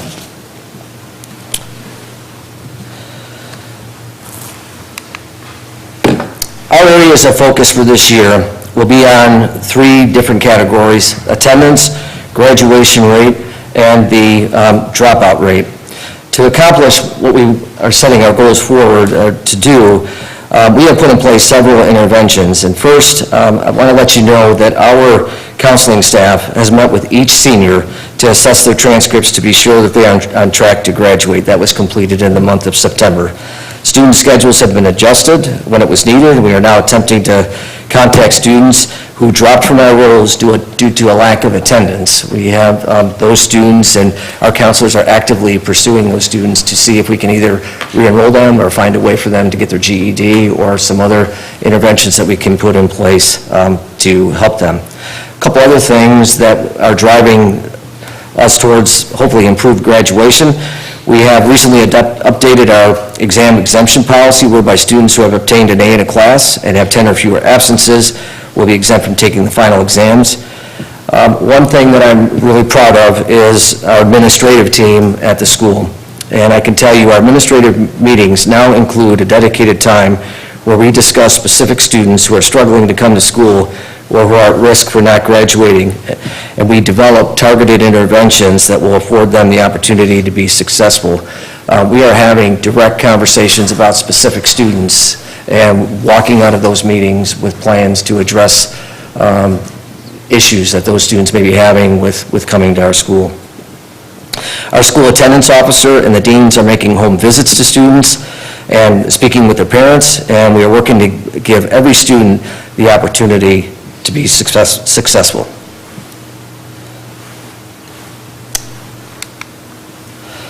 Focusing in on our 4 goals, I'd like to first talk about our first goal, and that is that all students will be provided effective learning opportunities to enhance student achievement.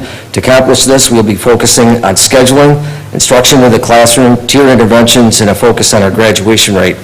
So far this year, our senior class, as I said previously, has met with their counselors. They have reviewed their transcripts, and students who are identified with gaps have been provided schedules that if they complete their studies, they should be on time to graduate next year. This summer, the instructional staff spent one of their professional development days in training with learning-focused schools to refocus on our instructional framework.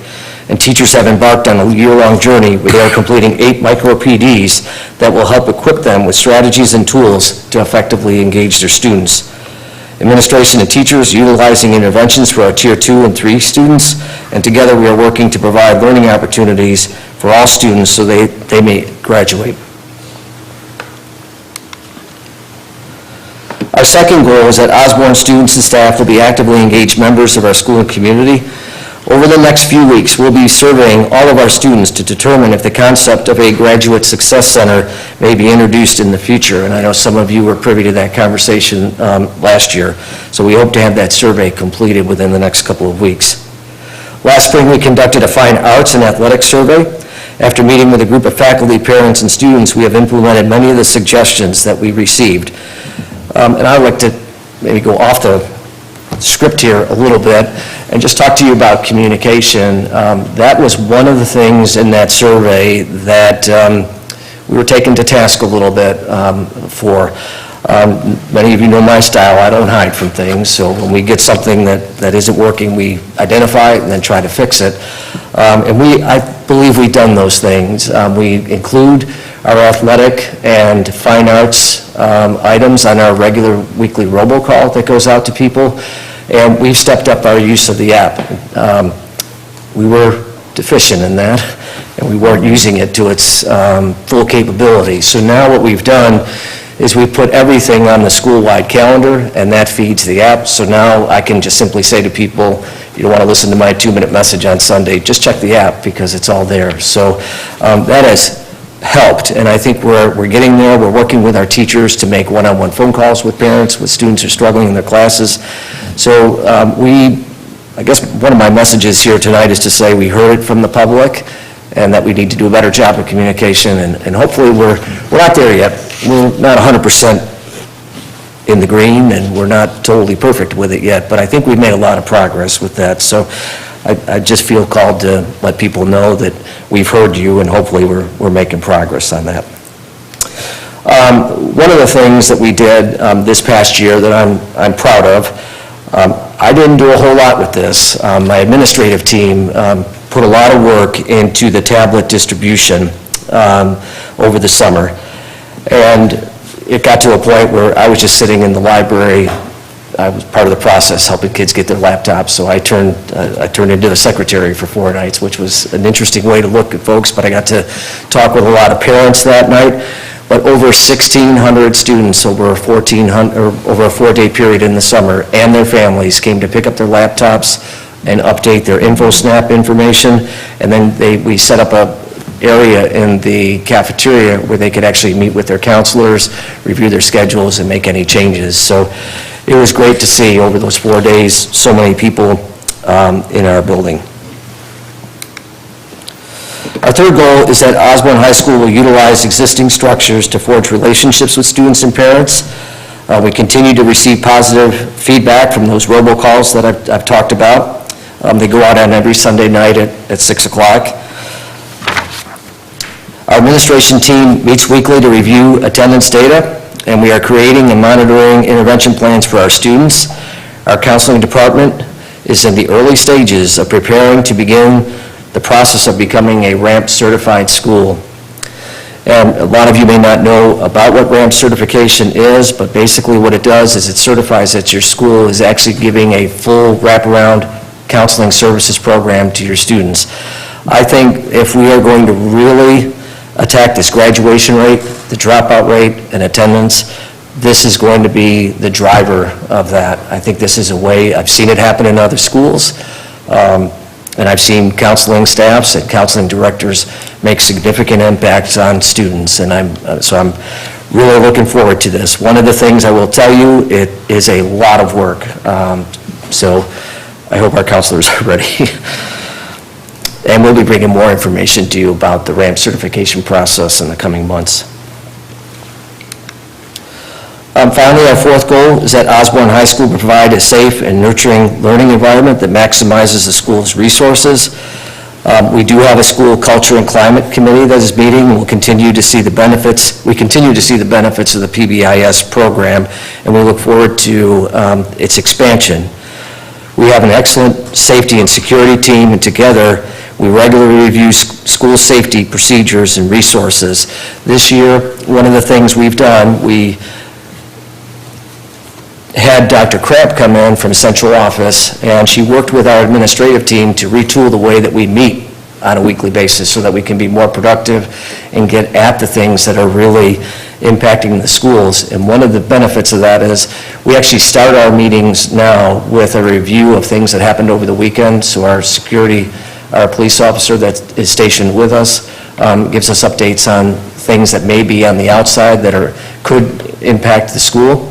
Then we have our head of security that shares his briefs on what happened the previous week, and we actually begin by making school safety a priority. So I'm appreciative to Dr. Cramp, first of all, for giving us that time and making us be accountable and make us use our 90 minutes that we spend together as an admin team more effectively, and we're really benefiting from that.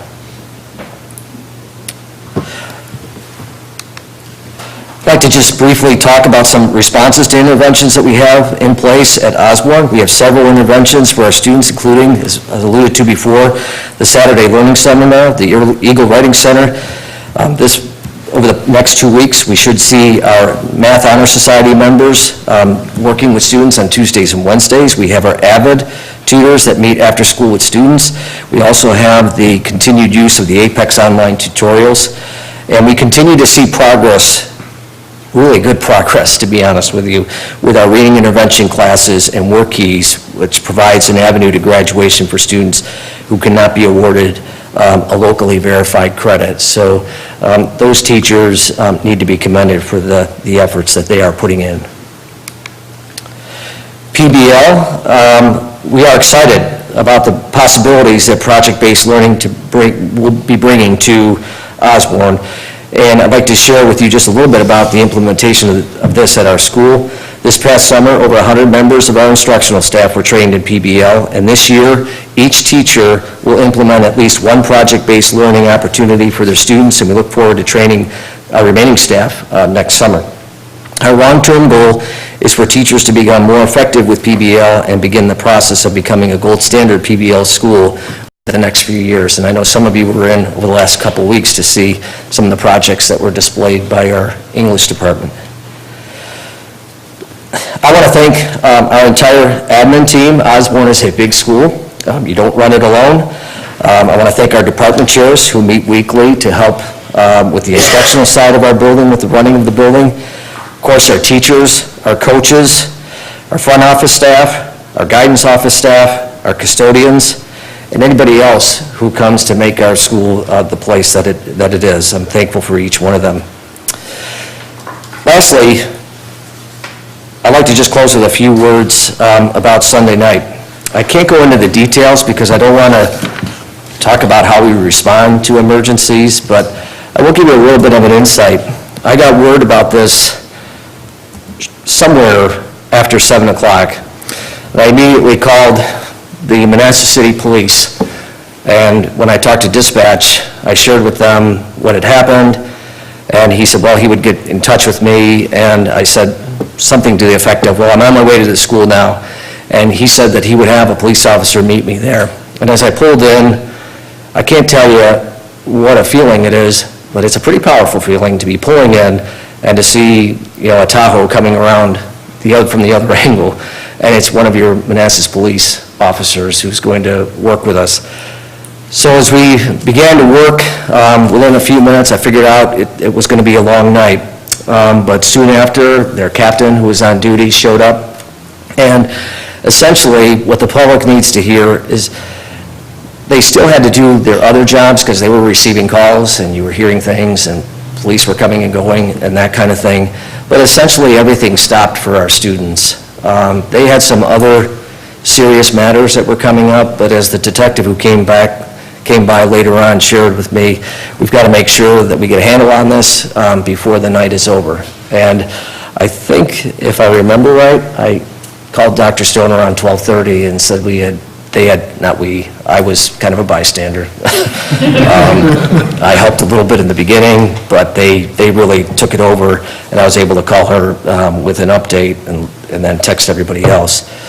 So I just want people to understand how important that relationship is and why, I'm going to say it, I make it such a priority.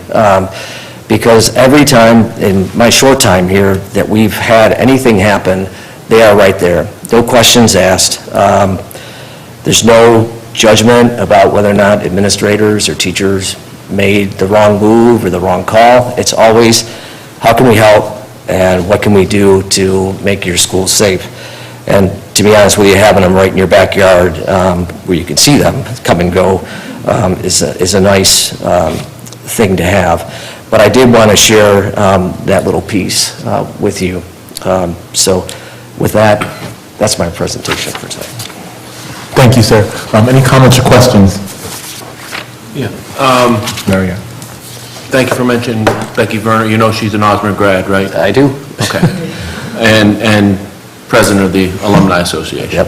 Okay. That's why she's so good.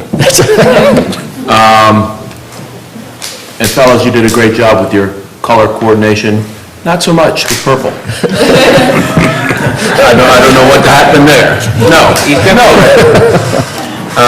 And thank you for your words about our police department. We really appreciate what they did and what you all did. Dr. Newman likes the purple, by the way. Yes, agree with me.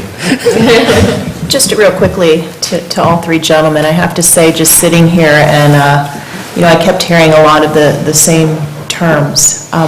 But both watching you guys from afar together, it's clear you have a good time. And to me, humor's everything on the job. And that you're collaborating to make sure our kids really are from Mayfield, which is a very critical time in their life, all the way through Osborne. I appreciate hearing support, determination, engagement, safety. And I have to say, your passion came through very loudly tonight for our kids, for our community, and for your teams. And you guys are the biggest ambassadors in this community, so I thank you for that passion, and it came through and really struck me. So I just wanted to let you all know that. Keep doing what you're doing. It's very clear you're here, you're present, you're happy to be here, and that you're getting your teams and shared leadership models around everything you do. So thank you so much. Mr. Albert. Thank you, Mr. Chair. I'd echo what Mrs. Kiefer said. I mean, really, when you talk about it, the leaders of 3 schools are here tonight representing significantly more than half the students in our school system. And you came as a team and you're talking about how Mayfield students, well, 75% of them, Mayfield students still 75% of what Metz is, and of course, Metz is the feeder for Osborne. And each of you talked about all children, and I personally do appreciate that, and I really appreciate owning the communication, because I think as the chair started the meeting off, that's really the battle we have, is making sure people understand that we are doing well. And as you all talked, and every single one of you talked about the state's school quality report, and I went and I was doing some stuff on the side here. I could be negative and talk about that report, but I'm just going to use one snippet. According to the state, the average locality pays 51.4% of schools. In Manassas, Our locality pays 46%. Do we value education as a community or not?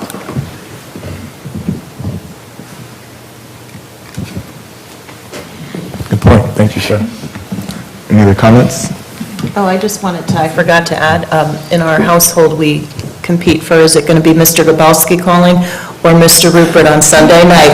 And it's always close, because they're right about the same time. So thanks for always reminding me what I forgot to put on my calendar for the week for the kids.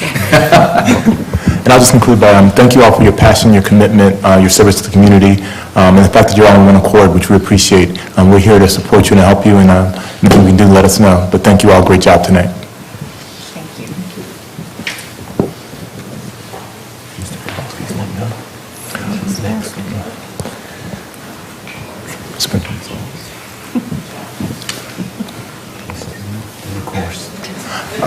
I'm told that you are not done, Mr. Gabalski, so. I got more.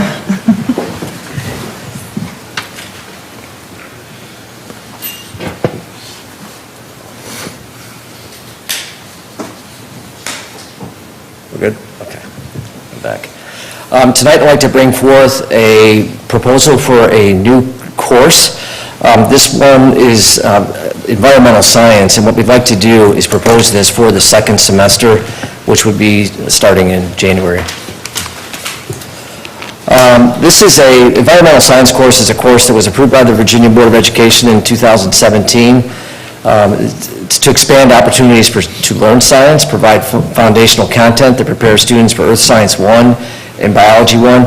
It also includes aspects of civic engagement, math, and engineering. And then students do earn a lab science credit in this course. The reason why we want it for the second semester is we have a group of students that we think could really benefit from this course, and that is the Level 1 ESOL students. So currently, these students are enrolled in ESOL Integrated Science Semester 1. Traditionally, students transition to ESOL Earth Science Part 1 for second semester. Our recommendation would be that the students would transition to environmental science for the second semester and receive that full credit. Students have this class every day, so the year-long content can be completed in one semester. On the credit earned in the traditional path, students earn elective credit. Environmental science earns lab science credit, so it would be their first towards a sequence of 3 sciences. Some of the benefits are that Level 1 students experience early success towards earning graduation science credit. It builds some general science academic vocabulary so that students can be more successful in future classes. And one of the things I will tell you is coming to the United States, it's hard enough to learn the language, but then also learn the language and be able to apply it to a class. And one thing we find with some of our ESOL 1s is they really struggle with not having enough credits when they leave that first year. And, hope sort of gets lost. So this is a way of giving them in that second semester at least one earned verified credit. 1 credit, sorry. Positions required for this. There are no teachers required at this time. We can teach the second semester with the present staff that we have. The current integrated Earth Science teacher is qualified to teach the environmental science class, and students will stay together as a class with their current teacher. Right now, since we don't need another teacher, there's really no resource cost. The teachers already have an existing text, the Gateway to Science. It covers majority of the content, and they have already begun the planning for this, and they feel they can supplement as needed. There is some what I call minimal costs, but that is some curriculum writing. 2 teachers would be allotted approximately 20 hours each to build a pacing guide and student learning maps and assessments. The funding total is there. Funds are allocated for curriculum writing in the curriculum instructional budget, and this would be completed by December 15th for review by the division science specialist. So we think we can have this up and going by second semester. For the school year 2019-20, we envision having integrated science semester 1 and environmental science semester 2 will continue to be offered to our level 1 ESOL students. And we'd also like to offer a year-long environmental science course for all of our students. So we would have both of them going next year. So a student, whether they were ESOL or not, beginning next year, they could go on the 3-year track. So they would do earth science, environmental, and then, I have it backwards. I had it right the first time. Environmental, earth science, and then biology. Sorry. And that's our proposal for tonight, if you have any Thank you. questions. Comments, questions, want to say anything? Ms. Siebert? When the committee first looked at this, I mean, we're looking to staff for recommendations, and if it's going to be, help our kids be successful, then it's a no-brainer. Thank you. Any other comments? Yeah, I think we as a committee had a conversation about, are we just adding a class to add a class? And what is the cost going to be? And clearly, they have proved that we are thinking about all of our students and starting this program this year to help, one of our goals is to educate all of our students and help all of our students. So absolutely, I think this is a great idea. Thank you for the thoughts. Thank you. Any other comments? Mr. Chair. Mr. Albrecht? I'd echo what Mrs. Williams said, because when I first did the read ahead, I looked at this and said, how can we possibly do this? And actually, you answered all my questions in the presentation. The last question I had to staff is, our next board meeting is not till the 13th of November. That's when I assume it will be put on the action agenda. We know it takes time. It says in here 40 hours, 20 hours, whatever, for teachers for curriculum development, and there's some other collateral materials. Is that enough time, given Thanksgiving, the holidays, whatever, to be ready when the second semester starts? Or should we waive second reading and take an action tonight? That'd be great. Okay, may I have a motion, please? That would help us. May I have a motion? Mr. Chair, I would move that the school board of the city of Manassas waive second reading and authorize the staff to proceed with the environmental science new course proposal at a cost not to exceed $1,000. Second. A motion by Mr. Albrecht, second by Ms. Seberg, that the school board of Manassas waive second reading for the new environmental science course proposal for second semester 2018-2019 at a cost not to exceed $1,000. All in favor? Aye. All opposed? The ayes have it, 7-0, and you go away with a new car. I'll say new car, but a new course. I'll take a new course. Thank you all. All right, thank you. Thank you. That was a great suggestion, Mr. Albrecht. Thank you. I think that's it for me. All right, thank you. New course. All right, next item on the agenda, superintendent's evaluation goals, Dr. Newman.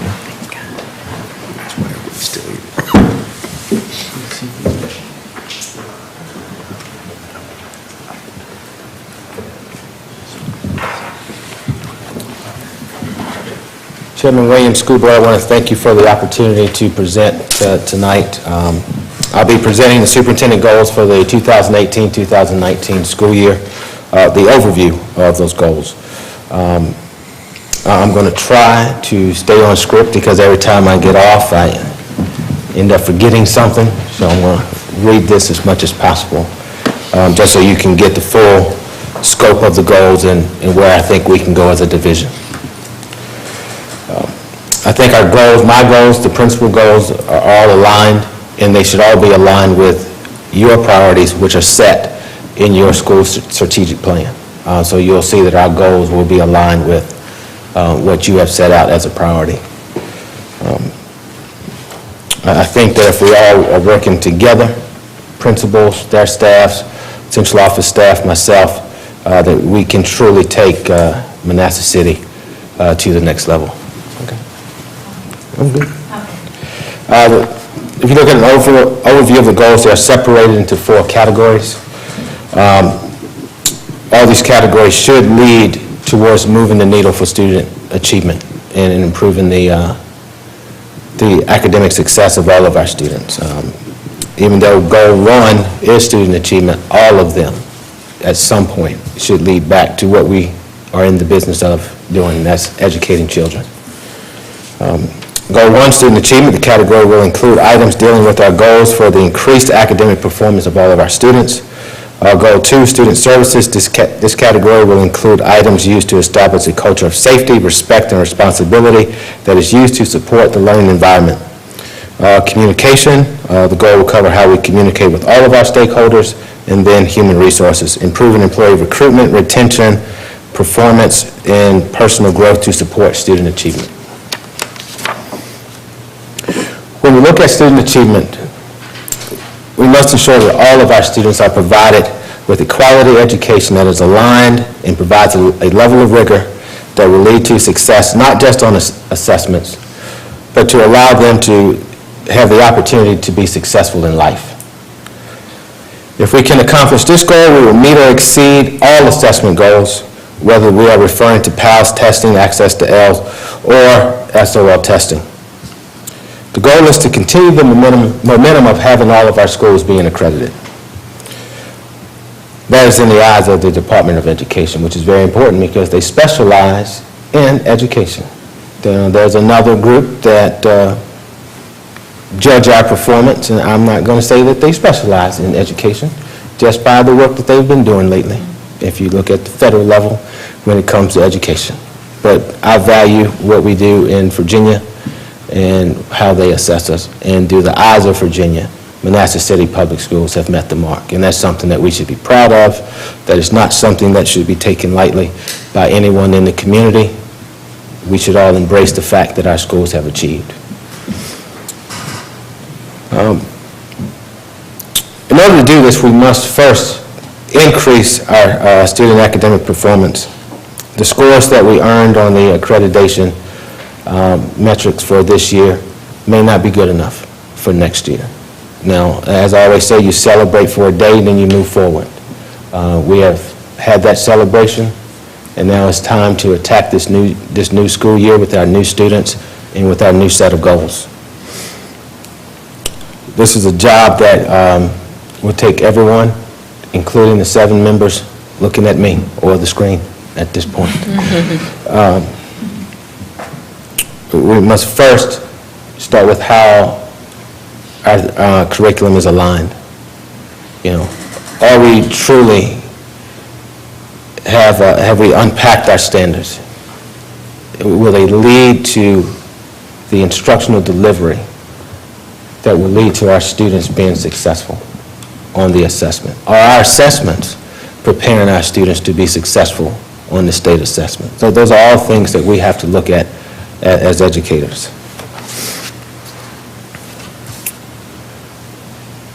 Our teachers need to start working together. That's in their team, their content area, and then at a vertical level. So we are preparing our students to go from grade level to grade level and then off into the real world. Principals, as you heard from all 9, they talked about data, talked about it a lot. They talked about how they're going to meet with their teachers to truly embrace it and own it. Then starting with the second semester, they get to meet with the superintendent. And we're going to talk about their data and where we're going and what needs that we have. And then once they finish with the trial run with me, they have another group that they'll be sitting with, Dr. Stone, Dr. Saunders, Dr. Krant, Ms. Moore, Mr. Lyon, and myself, where we will again assess the needs of our students and see where we are, letting the data take us to where we need to be. What adjustments do we have to make? What are we doing for enrichment, for our high-performance students? Sometimes they get left out. A lot of the conversation goes with the struggling students, and it should be, because those students will take us to where we need to go when you look at the end-of-year assessment. We can't leave out the middle kid, the bubble kid. We need to focus on them. All of our students are important.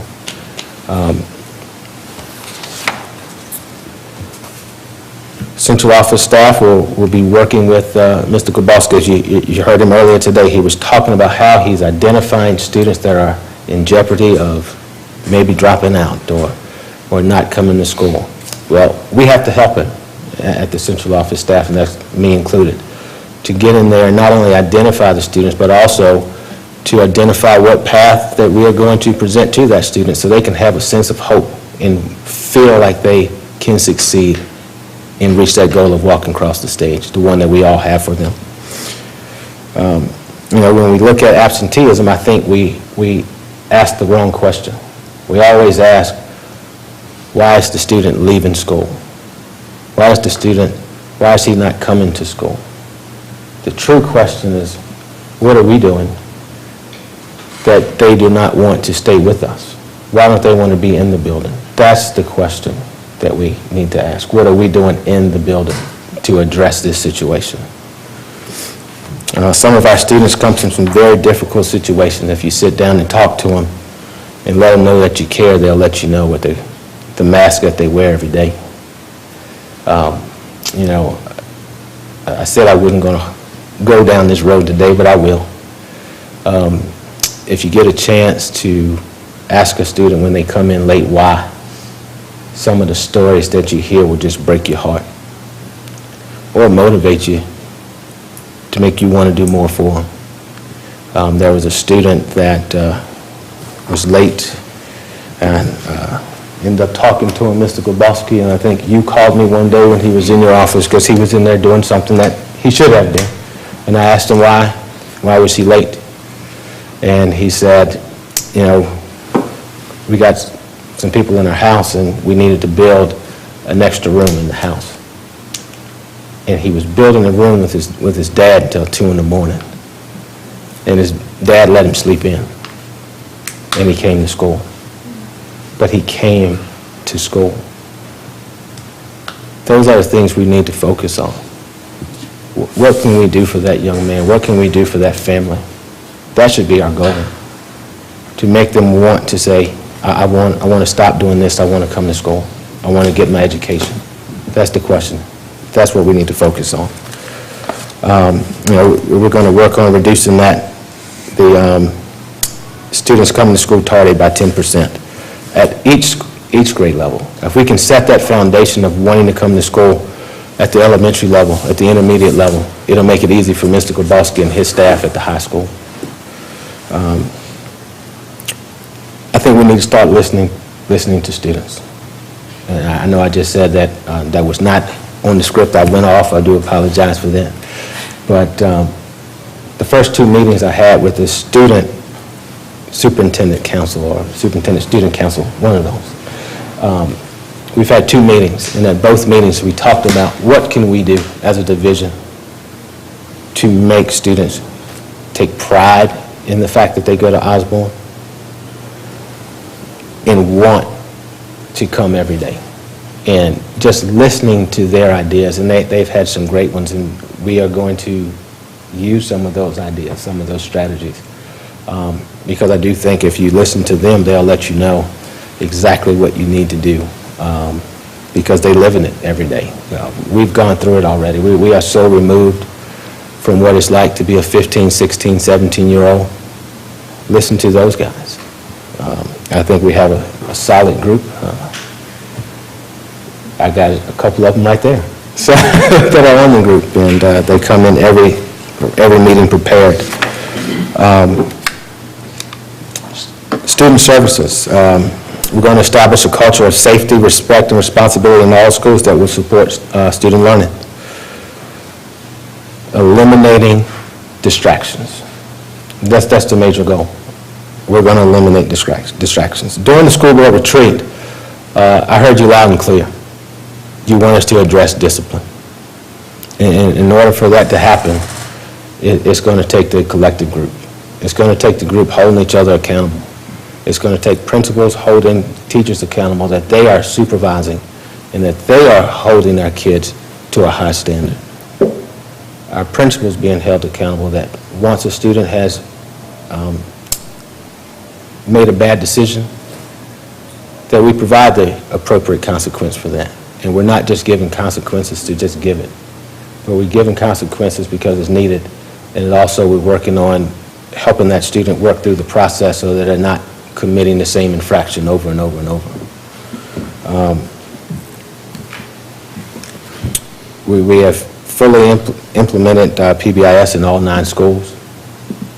But if we don't have buy-in from everyone, we might as well throw that plan in the trash.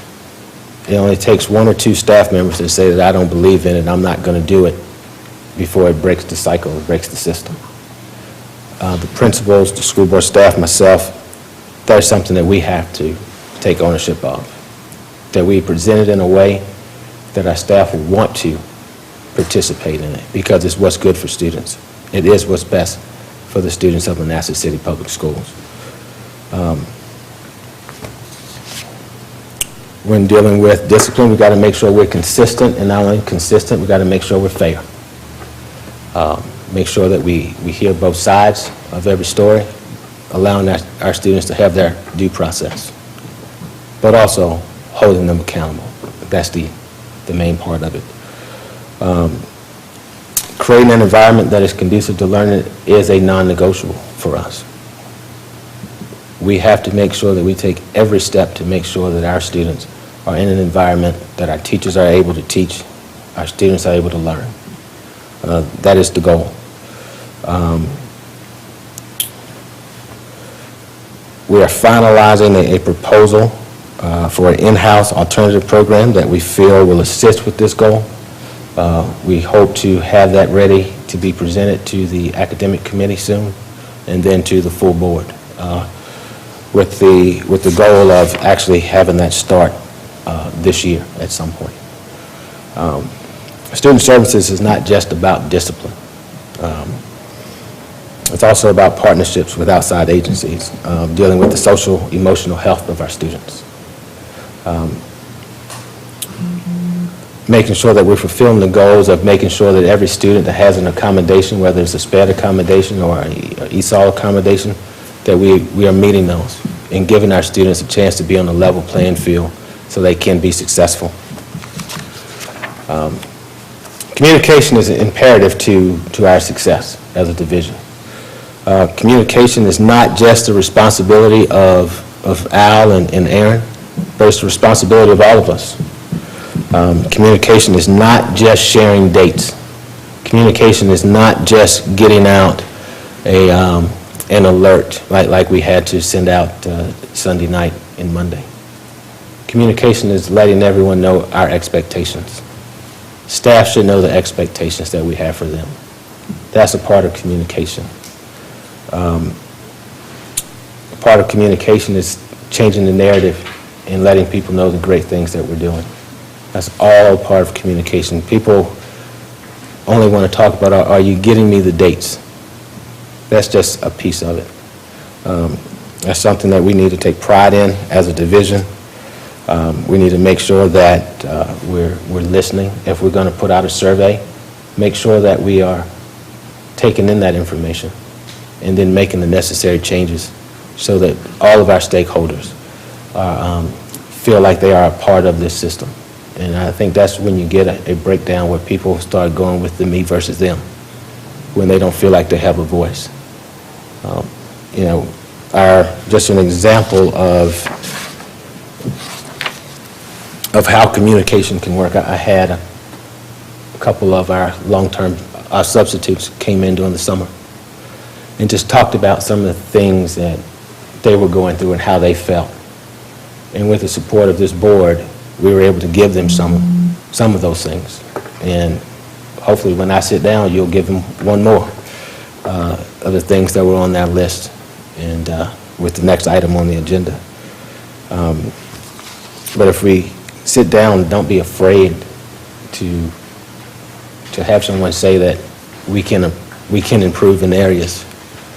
By sitting down, talking about it, working it out, we will get to that goal that everyone has set out. And I think everyone here wants Manassas City Public Schools to be number one. And no, I am not calling out any neighboring school divisions. I just want to be the best. And if anyone has an issue with that, I feel sorry for them and what they're doing with their organization. So I'll just say that. Me wanting to be the best has nothing to do with any other division. Human resources. We're only as good as the quality of the employee we hire and retain. So far, I've had the opportunity to meet with Mr. Williams, as he is the head of the MEA, to just hear the concerns, and we meet monthly. And he is the voice of his organization. We've had great conversations. The Superintendent Advisory Committee, we just finished our first meeting, and I tell you, some of those conversations were difficult, but they were conversations that needed to be had at the time. Some led to a decision that wasn't very popular by some of the staff, but it was one that we felt was right for everyone in the division. But again, it came through conversation and letting everyone know that they had a voice, even if they did not agree with the final decision. You know, when people talk about retaining teachers, the conversation right off the bat goes straight to money. And I can tell you, I went to a teacher retention summit today, and it just validated what I've thought all along. Teachers want to feel valued. The panel today talked more about the condition of their building than they talked about the money that they received. Now, money came up. Now, they do not feel that they are being properly paid, and I agree with them. But that's not their number one concern when they talk about staying in the profession. They talked about leadership, building leadership, division leadership, and the culture of the building. Then they talked about the financial piece. So if we're going to retain our teachers, if we're going to recruit great teachers, we need to get the narrative out that we are a division that is very supportive of our staff. We respect our staff and they're valued. You know, the fight that the board is I shouldn't use the word fight, the spirited debate that we have had over the Dean project. I can guarantee you, if you went and surveyed the staff over there at Dean, they appreciate that more than that decision that you made last year to give them that raise, because you're there fighting for them, knowing that you have full-time jobs, that you still would sit through a 2.5-hour meeting. Most of it is negative and not true, but you continue to fight and you continue to do it for them, and they appreciate that, and we have to continue to do that. During the summit today, they talked about if you can keep your teacher till year 5, you'll usually be able to keep them for the long run. Most teachers leave the profession in the first 4 years. I am so proud of the work that our staff is doing for our new teachers. I believe we got a plan in place that will get them over the hump, because it's going to be some tough patches for them as new teachers. Going through those 2 years worth of classes and then your half a year of student teaching where it's truly not your classroom. But then when you have to sit in there in front of those live bodies that you're solely responsible for, the support that our new teachers have, I don't think they could ask for more. But we're willing to sit down with them and to figure out what we can do to improve what we're doing. But I think they're getting a lot. I've been in 4 or 5 different school divisions, and I can tell you what we do here is second to none. And we just want to continue that and then enhance it. I think we need to assess our recruiting strategies. What can we do to separate ourselves from other divisions? The teacher shortage is real. It's in every division. It is not unique to Manassas City. It's not unique to anyone just in Prince William County. So what can we do to go out? And then there's some things that we'll be working on throughout the year. You know, sending passionate educators like Donnie and Dave to Penn State is a great start. And I have a lot of confidence in them.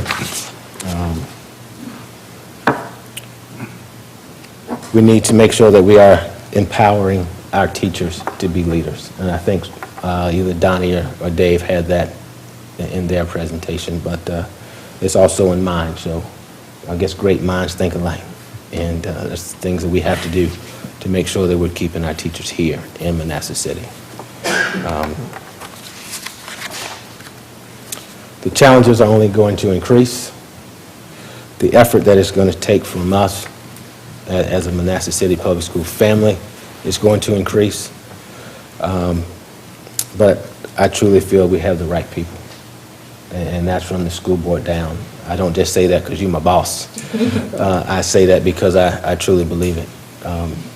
I've rarely had a conversation with any of you that did not involve what we can do for our students and your passion for this division.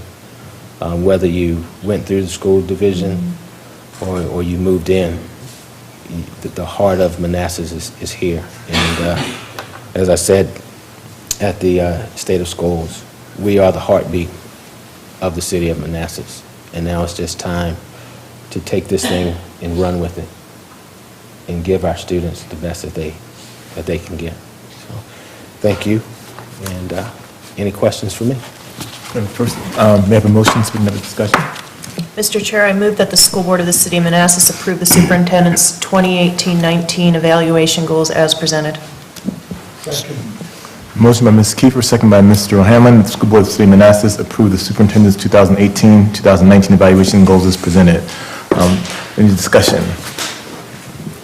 No, sir. I'm good. I think it encompasses everything we talked about in our summer retreat. All in favor? Aye. All opposed? Ayes have it. Ayes have it, 7-0. And I'm gonna take us, y'all can go, not just take us. You can go home, Mr. Rupert. You guys can go home. Yeah, thank you for staying so long. Audrey, don't forget your packet. So I guess just about all you can leave if you want to, but it's getting late, except for a couple of you have to. I don't think Mr. Hawkins can. Next up, long-term substitute pay. Mr. Chairman, in the past, we've paid long-term substitutes a different rate on the first 15 days of their assignment versus the last, I guess it's close to 75 days of their assignment. We believe that the job responsibilities, the duties, and what they're performing are the same the first 15 days as they are the other 75 days. We're recommending to the board tonight that we discontinue the practice of having two different pay rates, and we begin paying long-term substitutes the appropriate amount beginning on day 1 and not waiting to day 15. Thank you. I think we've seen this before. May I have a motion, please? Sir, I move that the School Board of the City of Manassas approve the long-term substitute pay rate from day 1 of the long-term assignment. Second. Motion by Mr. Demaria, second by Mrs. Seberg, that the School Board of the City of Manassas approve the long-term substitute pay rate from day 1 of the long-term assignment. Is there any discussion? Discussion. Yeah. Peter. Mr. O'Hanlon first. Mr. Chairman, just for clarity, is this retroactive to, it's not in the motion, is this retroactive to the beginning of this school year? Yes, sir. Maybe we need to amend that. That was actually my discussion. That was what the original presentation was. I believe the motion should state that. I'm amenable to that. Okay. Same. But I still have more discussion. Okay. Okay. The floor to Mr. Demaria then. Mr. Demaria. Okay. When we discussed this before, it's going to be, they're not going to, just because they have a long-term substitute assignment, they're not going to get that extra pay for the first 15 days until they've completed the assignment? Is that what we had said? We had talked about that during the committee meetings, but I think after we spoke with HR, we have very few, I think in the last couple of years, 2 or 3 years, we've probably had maybe 1 or maybe 2 long-term substitute teachers who, A, either did not finish their assignment, or B, we chose not for them to continue to complete their assignment for various reasons. So what we're doing, So what we want to do is just pay them from day one and deal with the exceptions to the rule, instead of having to go back and retroactively pay all of the long-term substitutes that we have. If we have one or two long-term substitutes who are not meeting our expectations or can't fulfill their assignment, we will take care of them separately and not affect all of the other good long-term substitutes that we have. So I think we have sort of flipped it a little bit on its ear and said, we're going to deal with the majority. If we have a couple that are out there, and they are the rare exception that we have, then we will go back and deal with those individuals in an appropriate manner at that time. That sounds reasonable. And what if we have a substitute that's called in, and then it turns into a long-term substitute? Then we can retroactively pay them. Well, we will Because continue to do I don't know how that. often that happens, that, somebody gets sick, so you bring them in, and then they stay for however long it is. Yeah, I mean, that's a rare exception, that's a rare occurrence too, but it could. I mean, we might have someone who is sick and has to, and then they realize that they have a serious medical problem, more serious than they thought initially, and they have to go out on FMLA, or they need a long-term substitute. We had that happen before, and we'll go back and take care of them in the appropriate manner. Okay, thank you, sir. A clarifying question to the point about those who may not make the assignment, but we're starting to pay them on day one. Is there a term in their letter or something so it's very clear that if it doesn't work out, it's coming back? Well, we will have to make that, we'll have to make that part of the, Agreement. part of the agreement, that's right. Okay. Thank you. Anyone else? Okay, the maker are amenable and the second is amenable to amended motion that the school board of the city of Manassas approves the long-term substitute pay rate from day one of the long-term assignment to include this current school year. All in favor? Aye. All opposed? Ayes have it, 7-0. Thank you, Mr. Hawkins. And thank you, Dr. Newman, for you all listening to what the substitutes have to say and bringing it forward to us. We appreciate that. The last item on the action agenda is the revised draft 2019 budget development calendar. Yeah, so we want to change we had November the 1st as our date for the next budget work session. There were some conflicts with the board members on meeting that date, and so Mrs. Garza has sent out a survey among school board members asking them what date might be more suitable, either October the 30th or November the 8th. The majority of the board members could meet on November the 8th. So what we're asking tonight is that we change the budget calendar, and from our next meeting on the budget, for the budget work session, from November the 1st to November the 8th. Mr. Chair? Yes. I move that the school board of the city of Manassas waive second reading and change the November 1st, 2018 budget work session to November 1st, 2018 budget work session to November 8th, 2018, and approve the revision to the draft 2020 budget development calendar. Second. Thank you. Motion by Mr. Albrecht, second by Mrs. Kiefer, that the school board of the city of Manassas waive second reading and change the November 1st, 2018 budget work session and to November 8th, 2018, and approve the revised draft FY 2020 budget development calendar. All in favor? Aye. All opposed? The ayes have it, 7-0. The dates are officially changed. Oh. We have discussion. No. We just had a concern over October 31st is on there. It is? No. Capital improvement plan. No, it's 23rd. 23rd. I think we have it.